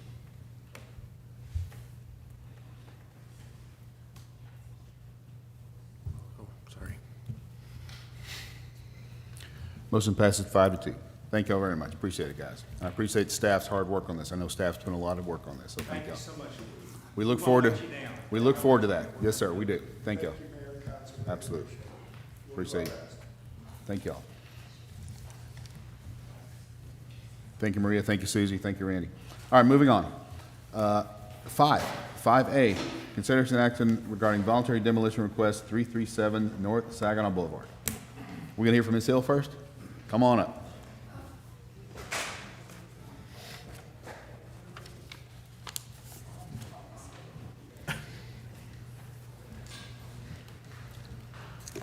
Good evening. Howdy. My name's Deborah Hill. I'd like to thank you for allowing me to come before the council this evening. I still do not agree or understand why originally I was denied the time here to be here this evening to address you. As a citizen and taxpayer since 1982, I've always tried to follow your rules and your protocol, as I did this time. I was told by Gabe that I was turned down because I didn't sign your proposal agreement in regards to my property. Had I signed that, I would have been committing fraud. Anyway, I don't agree with it, and I wish to address some issues this evening. And if I had signed it, I wouldn't need to speak to y'all, just to be honest. In my opinion, I shouldn't have to sign an agreement to be able to speak to you. So if you saw or heard that I wasn't so nice, that was correct. And I apologize for that because that is not my true nature. So, and I was told to email you, each of you, my questions instead of being able to face you in this forum ahead of this meeting. However, some of my questions may or probably won't be able to be answered by email or until I get your answers. And I didn't know that it was a requirement of the council to have to do this. I had not had to do that before when I've addressed this council. And if this is a new requirement, I don't know where it's stated or written that you have to submit your questions ahead of time. But I'm here today to inquire about and to relay some facts. I own the property at 337 North Saginaw Boulevard.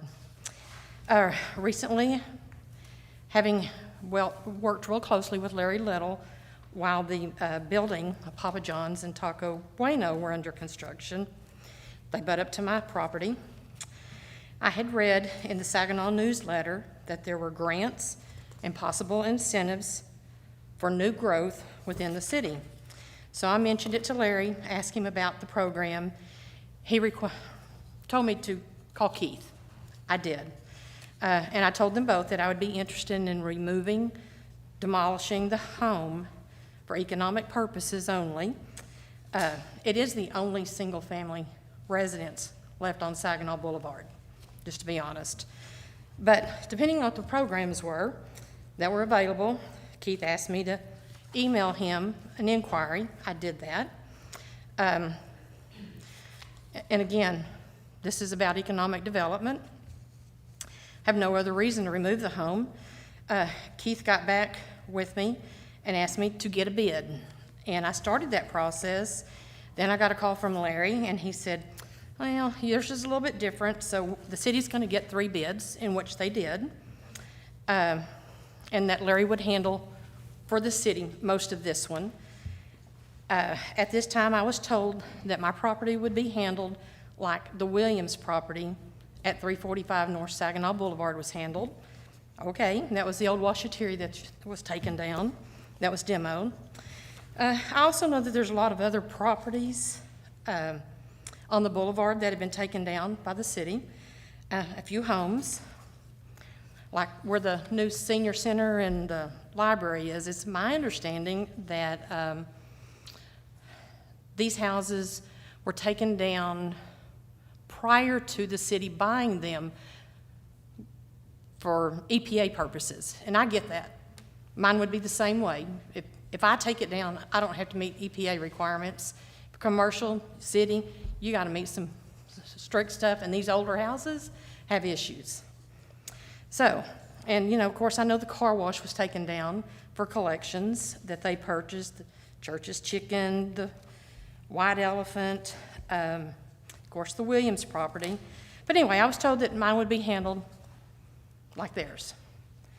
And so, anyway, let me find where I am here. I'm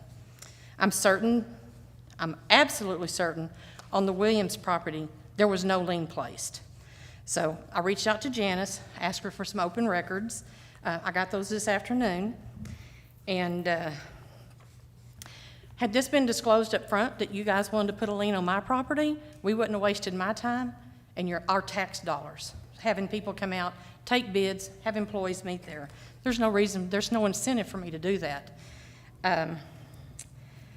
Because the city staff did have to show up and meet with the bidders.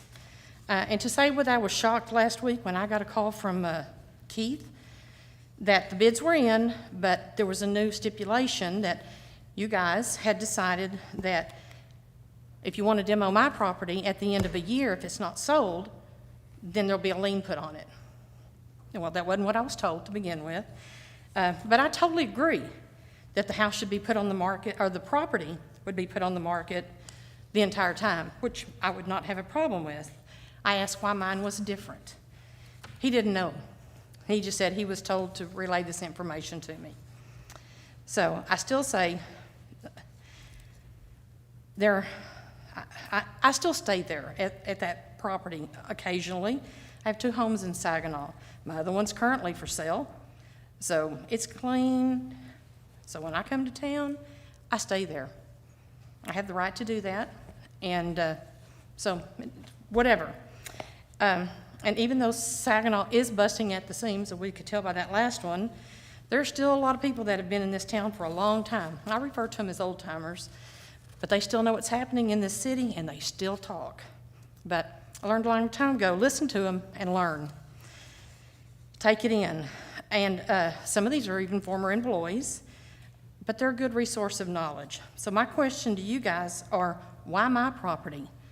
You know, when others didn't when the others didn't have liens put on them, I kind of feel like this is a little bit of discrimination. You know, is it because I'm a woman, I'm old, you know, whatever, or all of the above? It's because you're asking for $13,000 worth of taxpayer money. That's why. We have to look out for the taxpayers. Okay. That's it. Well, I understand, but we did it for collections, we did it for Williams, we did it for those properties across the street. Is that fair and equal, or is that discrimination? You're asking for $13,000 worth of citizen tax money. We have a right to put a few stipulations or add it. We can talk about it. We never said we wouldn't do this, so I'm not sure why you're so upset. We never said no. We just said, let's talk about it and let's come to an agreement. Well, and that's what we're here doing. We're talking. So, anyway, but I do feel like I do have the copies of some of the other contracts, and they were all of them were more money, and there were no liens.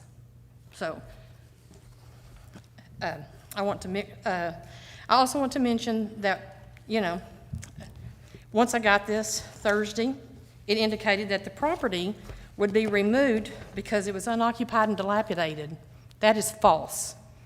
And if I'd have signed that form, I'd have been committing fraud, because that house is not unoccupied, it is not substandard, and whoever relayed that information to you, I don't know where that came from, but it was wrong. And so if the council didn't realize that, you should know that.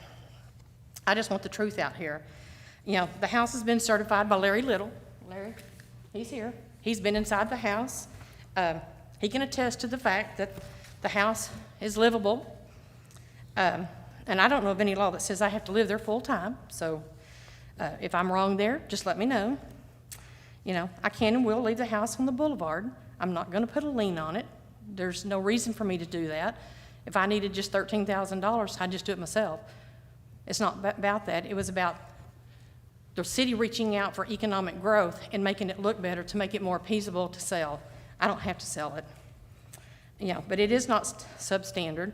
It might not be beautiful, and it might not fit in with your overlay program, but it can still remain. And like I said, I was willing, and I am willing to do it for economic development. And according to y'all's visions, some of your visions, certainly Gabe may not, some or all of you, and certainly Gabe knows that this is not the first time the city has not kept their word to me. Being told one thing and then it being another. I also want to put on the record that I totally believe Larry and Keith both were told accordingly, originally, that this would be handled like the Williams and the other demos. I can and would be glad to share the dates of the prior council meetings for all of you, so you can view them yourself, what I'm referring to when I say the city is not always credible with their word. And so in my summary, why is my property being treated differently than others? That's a big question for me. Did the council know and have full disclosure that the other properties did not have liens filed? And then decided that since it's me, you're going to do it anyway? You want to put a lien on mine? You know, I would appreciate your comments, your answers, and go from there. And I did get today from Janice that the three houses that you bought on McElroy, she said that she thought that y'all bought them and tore the structures down after the fact. I would like to see the dates on the demo versus the closing dates on the property, because that is certainly not what I was told by a realtor, that they were torn down first because it eliminated EPA issues that could have arisen just like it did at the Williams. And I've got Mr. Williams here. There's no lien. There's this one. I can put my glasses on, I can't see. This is the one down the White Elephant. They have 3 years, a little over 3 years. But he was already the buyer and the developer. He just had to build within that 3 years. I want to sell the property. Don't necessarily need to sell it, but I will. Collections. 4 years ago, y'all tore down the car wash. Clearly states in here they had 12 months to get a building permit. Has that been issued? Who does building permits for collections on that old car wash? Because your paperwork here today, I said that had to be done within 12 months. When I drove by, it's still a vacant lot. And Steve and them are great friends of mine. But facts are facts. I would just like to know why mine's different than the rest of them. And yes, I understand it's $13,000 of taxpayer dollar. These down there, the white elephant, $25,000. There's one of them in there, $16,000. And if I'm not mistaken, the Williams was close to 30.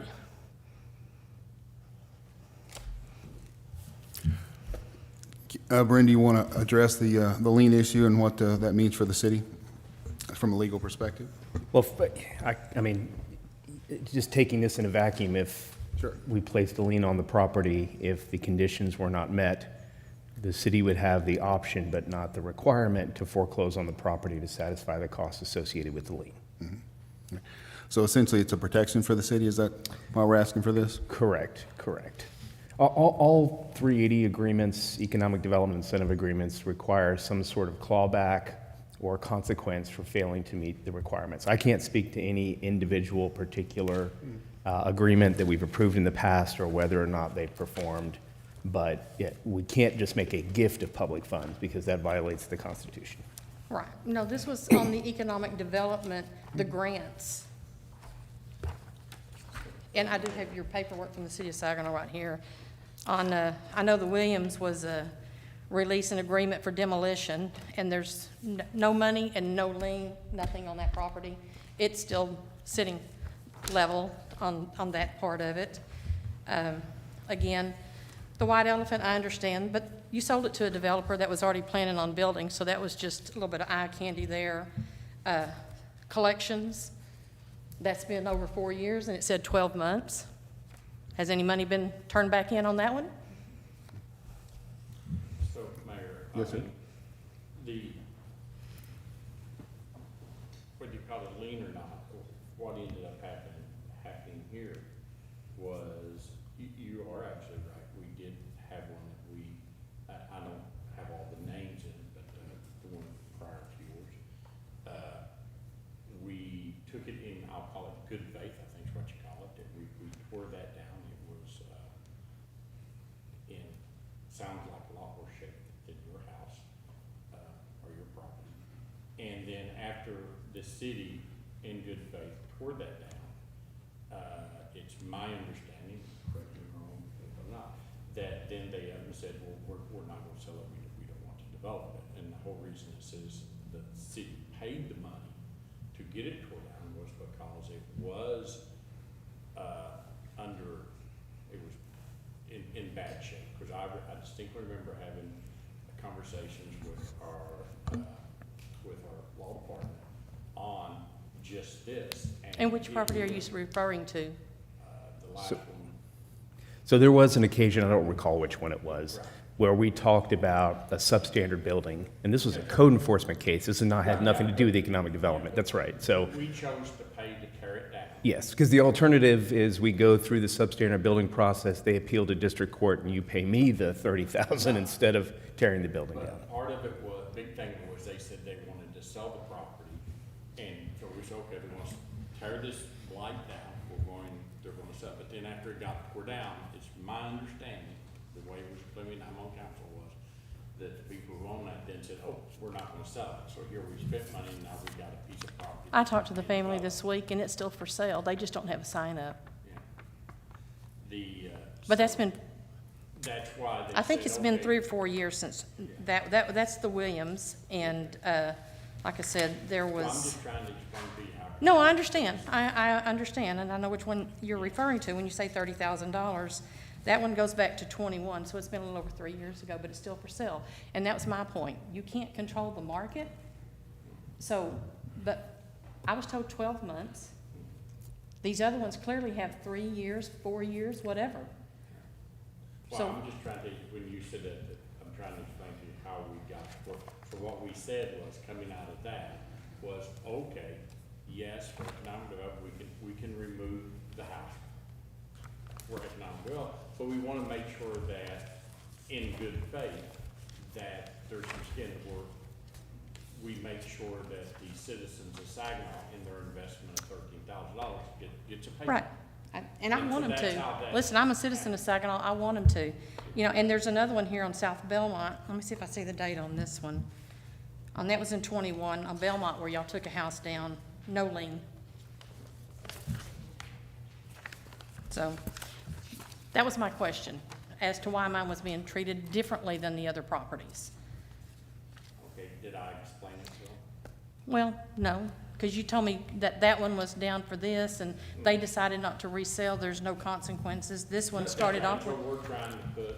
with we're no trying to put lien. teeth in it, where if you not in good faith, and we didn't, I didn't know you before, to this person I've ever met. Right, I understand that. Right, so I can't judge a person on their character if I don't know them or anything, so it was one of the things, how do I protect the citizens of Saginaw's investment and make sure they get it out, so that what happened in the past doesn't happen. And that's why I said, I agree that the property should stay up for sale for economic development purposes.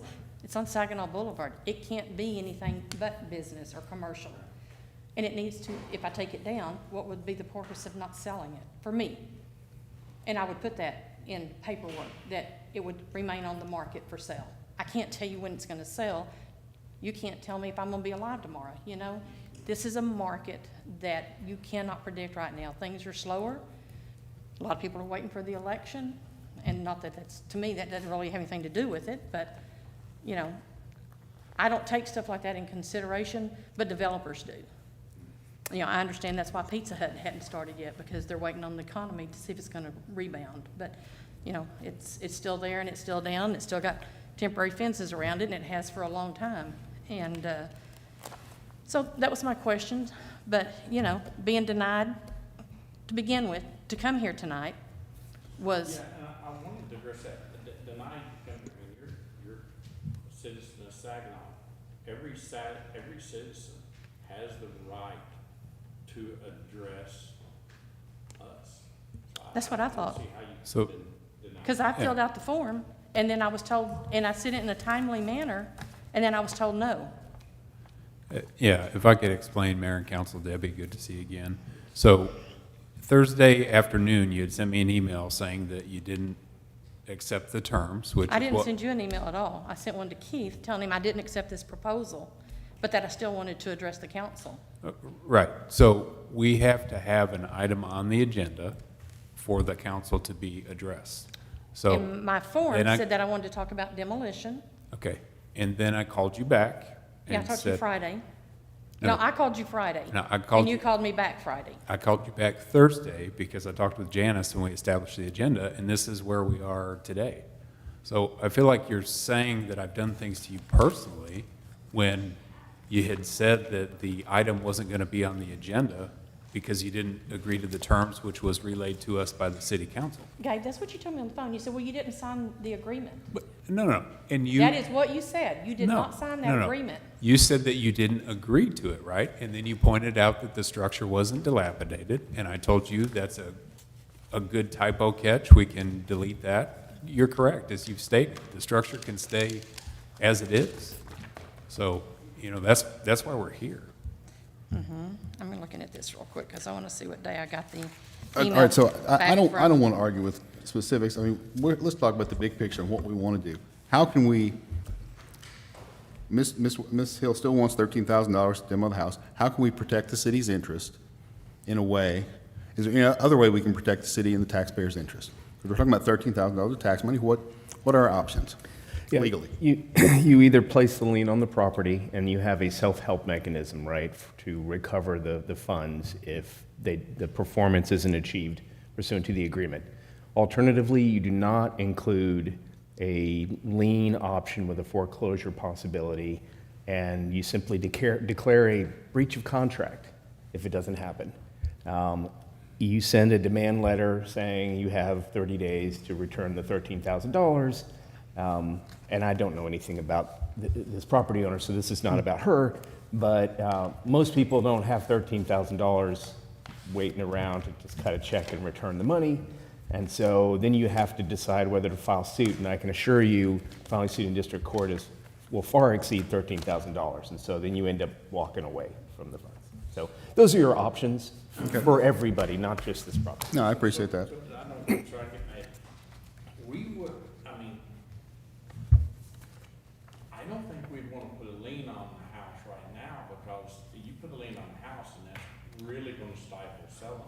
Right, no, so it wouldn't be an immediate lien. You would have a time period by which the property needs to sell, but you would have the advance permission in the agreement that if that 2-year benchmark, for example, wasn't met, at that point in time, you place the lien on the property. So, can we, and this is just me thinking, can we write something that says,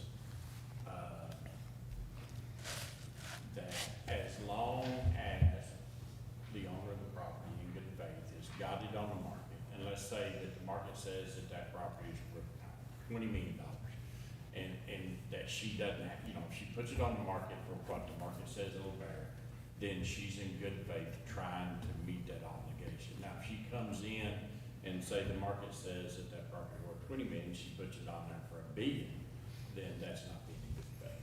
You see what I'm saying? Can we write it some ways like that, where we don't put a solid, in 2 years, if you don't get it sold, but we basically say, as long as she's in good faith trying to sell it, and using fair market value principles to do that, it's. So what's the consequence if after 2 years she pulls it off, the property owner pulls it off the market? What do we do then? I guess that's the If I pulled it off the scenario. market, I'd tell you. I'm sorry, ma'am. I'm sorry. I don't want to have a debate with you. I don't have a Right. vote. I'm I'm the sorry. attorney. I apologize. No, it's okay. I just want to answer his question. So, yeah, so it's, Well, at that point, if she pulls it off the market and doesn't sell it, then she's not in good faith, right? and then what is the recovery mechanism? We file suit in district court over $13,000, or the agreement? At that point, I guess we would have to make that uncomfortable situation to either file suit or. Advance permission for a lien. Or we. Yeah. That's right. Right. But we would make the lien at that point. Yeah, you don't have to have a hard 2-year period. You could say for so long as this property is on the MLS listing service for sale, then we're not allowed to place a lien on the property. So in other words, it doesn't, we don't have to have a shot clock. We can have it tied to good faith action by the property owner instead. And if I was in her shoes, I'd be worried about this too, because you don't know what the Sure. economy's doing. We are going through this. And if all of a sudden it starts getting down to that 2-year home, now she's all of a sudden having to drop the value of her property just to get it sold because she's got this lien on it. Sure, yeah. I do agree that that's. Definitely different ways to schedule the benchmarks. It's the ultimate consequence if we want a softer, more accommodating, schedule, then we can have that, but the agreement's gonna have to say what happens if the performance is not met, regardless of how rigorous or relaxed it is. Cindy, you have something? Please. So if we've not put these types of impositions on the other places that we've demoed, we've not put liens on the property, we're talking $13,000 here, and we're talking about some prime real estate on Saginaw Boulevard, correct me if I'm wrong, against a piece of property that's already being developed, which makes that probably even more attractive to a developer.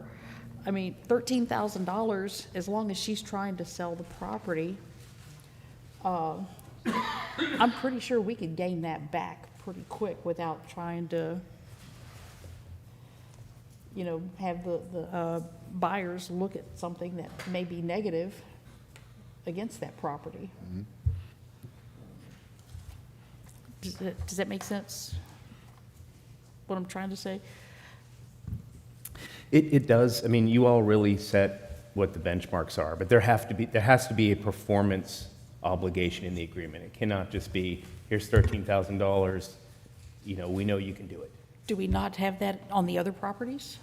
I'd have to see the agreements. There are going to So be then- clawbacks in the other agreements. There are going to be performance standards. Now, to this woman's point, if there was a performance deadline that was missed in any of these other agreements, I couldn't tell you.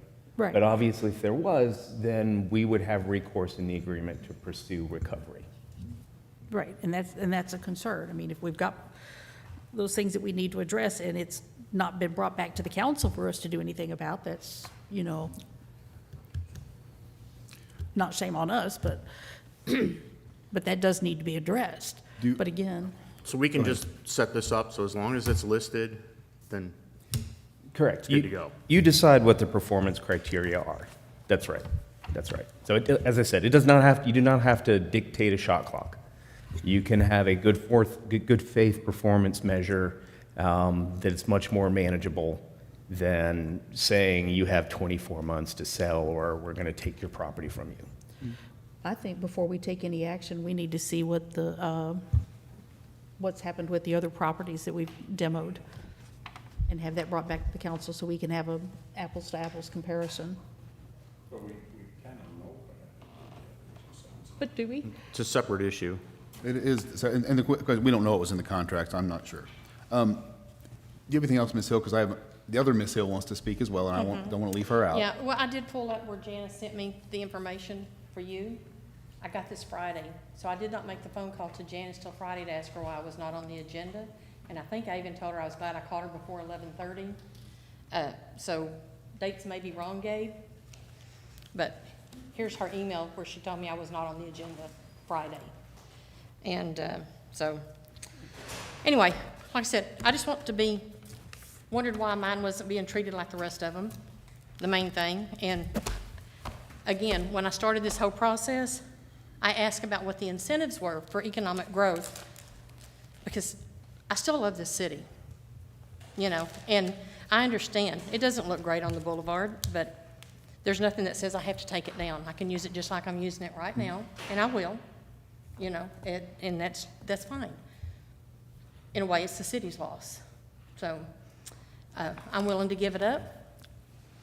But if I need to take it down 3 years from now, if that's when I sell it, then I'll take it down in 3 years, or 10 years. Or maybe my kids will be fortunate and I won't be here and they'll inherit it, because it is prime real estate, so.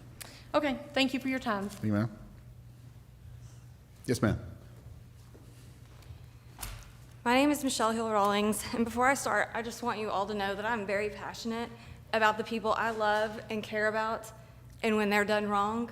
So if I offend any of you, sorry, not sorry. I'd like to thank you for listening to me today, though. My parents, Johnny and Debbie Hill, have been longtime upstanding citizens and business owners in this city. They have given their heart, soul, kindness, and time to this community. They taught me to fight for what I believe in and what is right, no matter who you stand up against. They taught me to own up to your mistakes and integrity. Things like that, it seems this city manager is clearly lacking. On November 5th, 2019, he openly admitted in a council meeting of his mistakes of not following through with my mom and allowing her to fight against moving her business when she regularly reached out weekly, and he assured her she could be there when a decision was made about her business. It resulted in her closing her doors in a town she loved, gave to, and proudly called home. He did her dirty, and he knows it. No matter how much he tries to backtrack and paint a picture to make him look better, now here we are again. It's my understanding he brought forth a proposal for a lien on her property that was completely different than what she was told and done for others in the same town. She was also denied a first chance to speak here today because she didn't agree to the proposal and was told to email questions. Does every citizen have to do that? Is it just her? This is a classic definition of discrimination, and this is not equal. Or is it because he's so embarrassed by what he did to her and our family and the legacy that was built here? Is he trying hard to get her out of town and out of sight so people will not continue to spout facts about the damage he did to save his own face?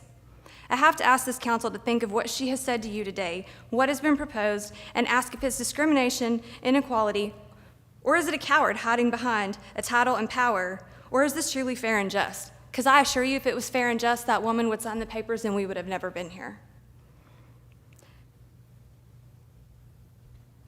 What issues are there against Debbie Hill and the Hills in this community that she has been treated the way that she has?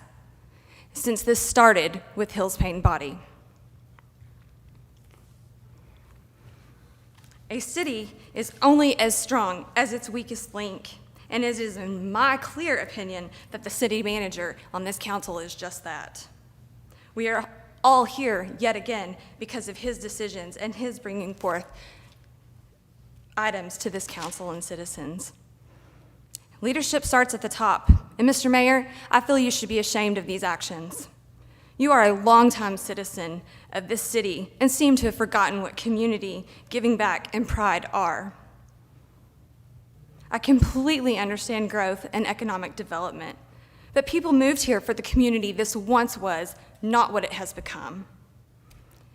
If you only hold this position for power and money, then you should step aside and let someone who cares about its citizens and townspeople do the job that you and the city manager are so miserably failing at.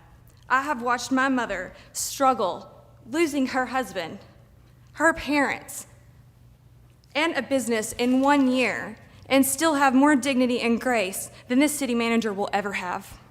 She's treated you with the respect that you don't deserve. And you certainly don't give it back to her. I'm tired of watching her hurt, be sad, stressed, and disappointed in the leadership and the doings to her by this city manager. When is enough enough? Are you threatened by her as a woman? Or are you simply threatened by her and the fact that she has more respect and love in this town than you will ever have? I would kindly ask this council to reconsider, as you have, and I truly appreciate those of you that are considering that, and do what is right for her, because that is the least of what this woman who has given her life to this community and this town deserves. Thank you, ma'am. All right, council. So what do we want to do? What's the pleasure of the council? How would we want to move forward? Anybody want to make a motion? I'll entertain a motion. If somebody's got a motion they're ready to make.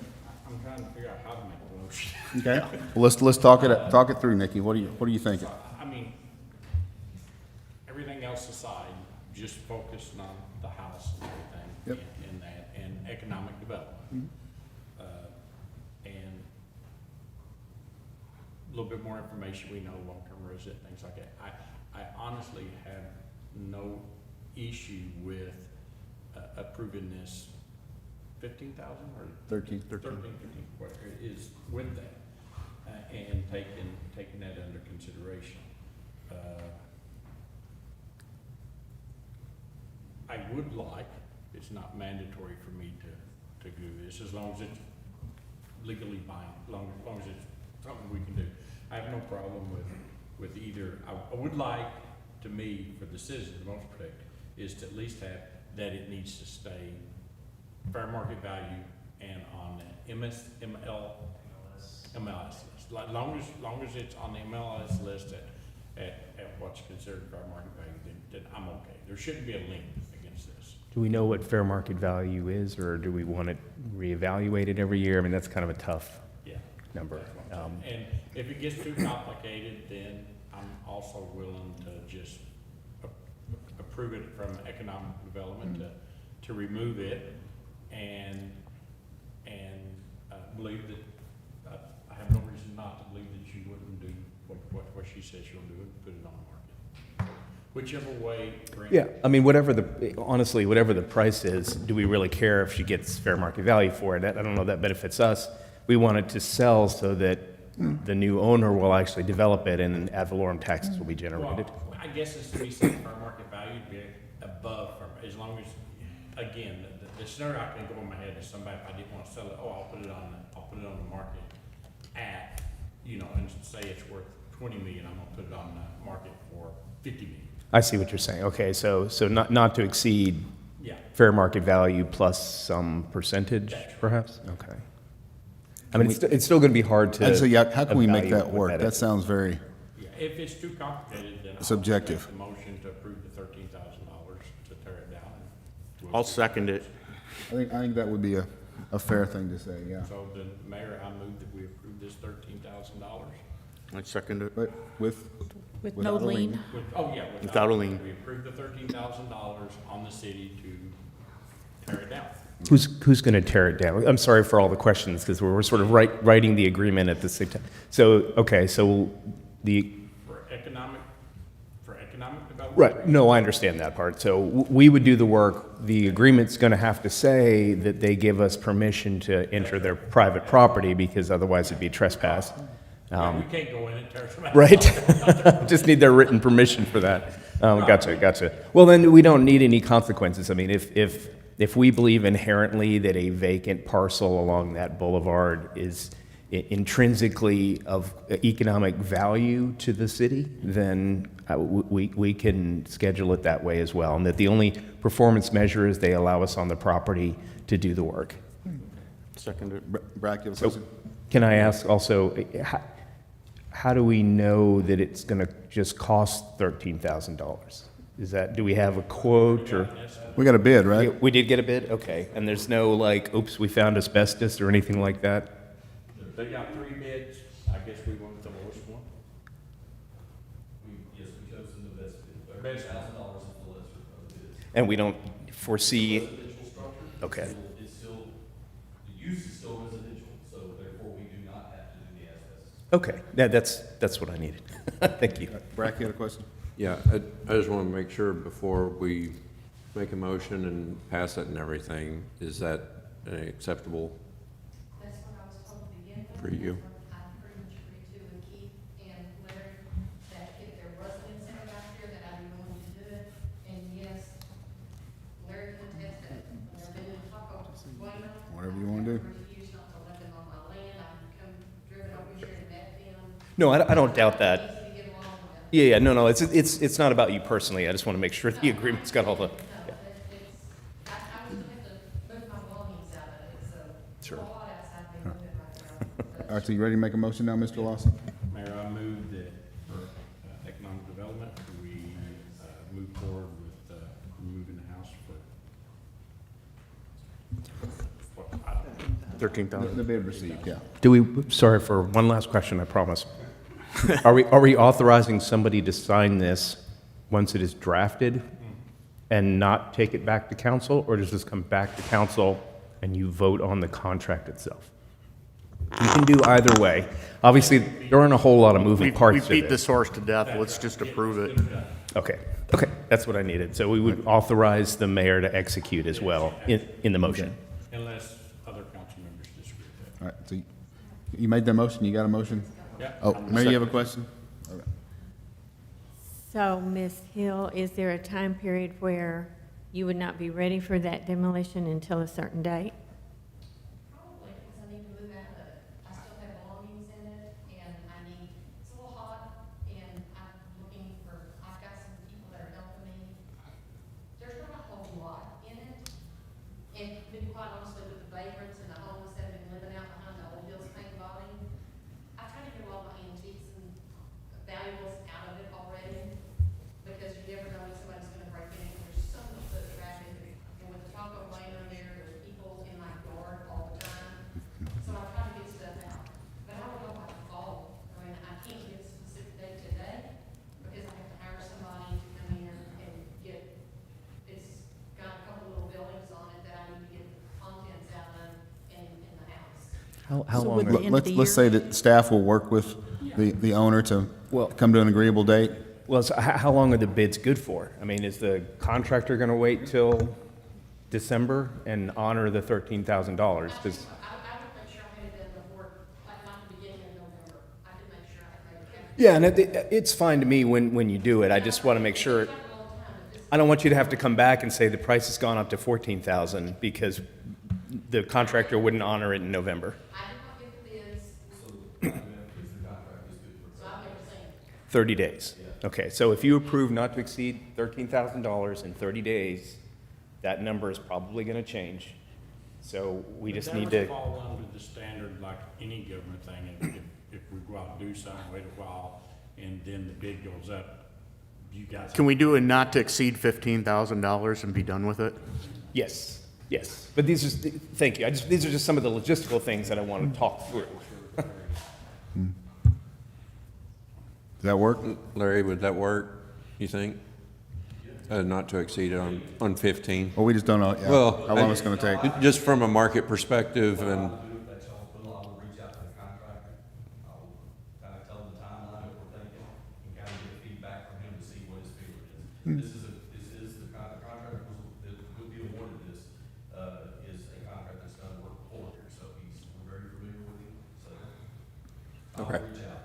okay. All right, let's make a motion. Mayor, I move that we approve the demolition of this house not to exceed $15,000. I second it. And authorize the mayor to execute the agreement. And authorize the mayor to sign whatever. Thank you. Okay. We ready to vote? Can we vote? Let's vote.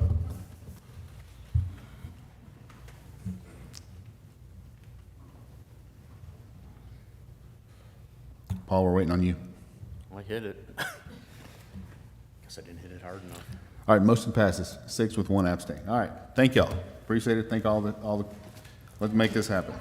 All right. All right, moving on. So at, what time is it? 8:15, we're in executive session pursuant to Texas Government Code 551.087, deliberation regarding economic development negotiations. We will return to adjourn. Get to go stand up.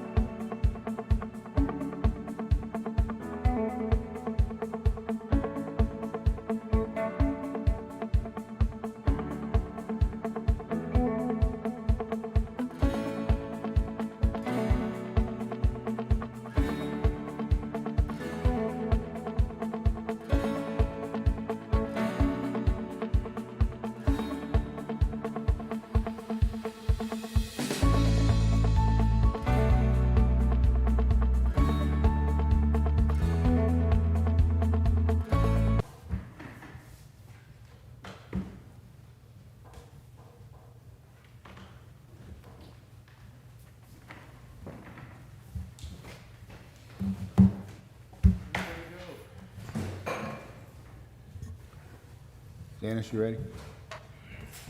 We got everybody? We got most everybody. All right, at 9:37, we're back in regular session. I'll entertain a motion to adjourn. Mayor, I make a motion we adjourn. Brack and Nick.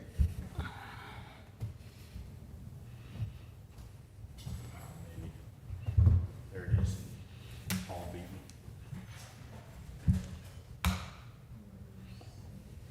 Oh. Well, hang her if she votes no. All right, motion passes. So at 9:37, we're adjourned. Thank you all. Everybody turn off your microphones.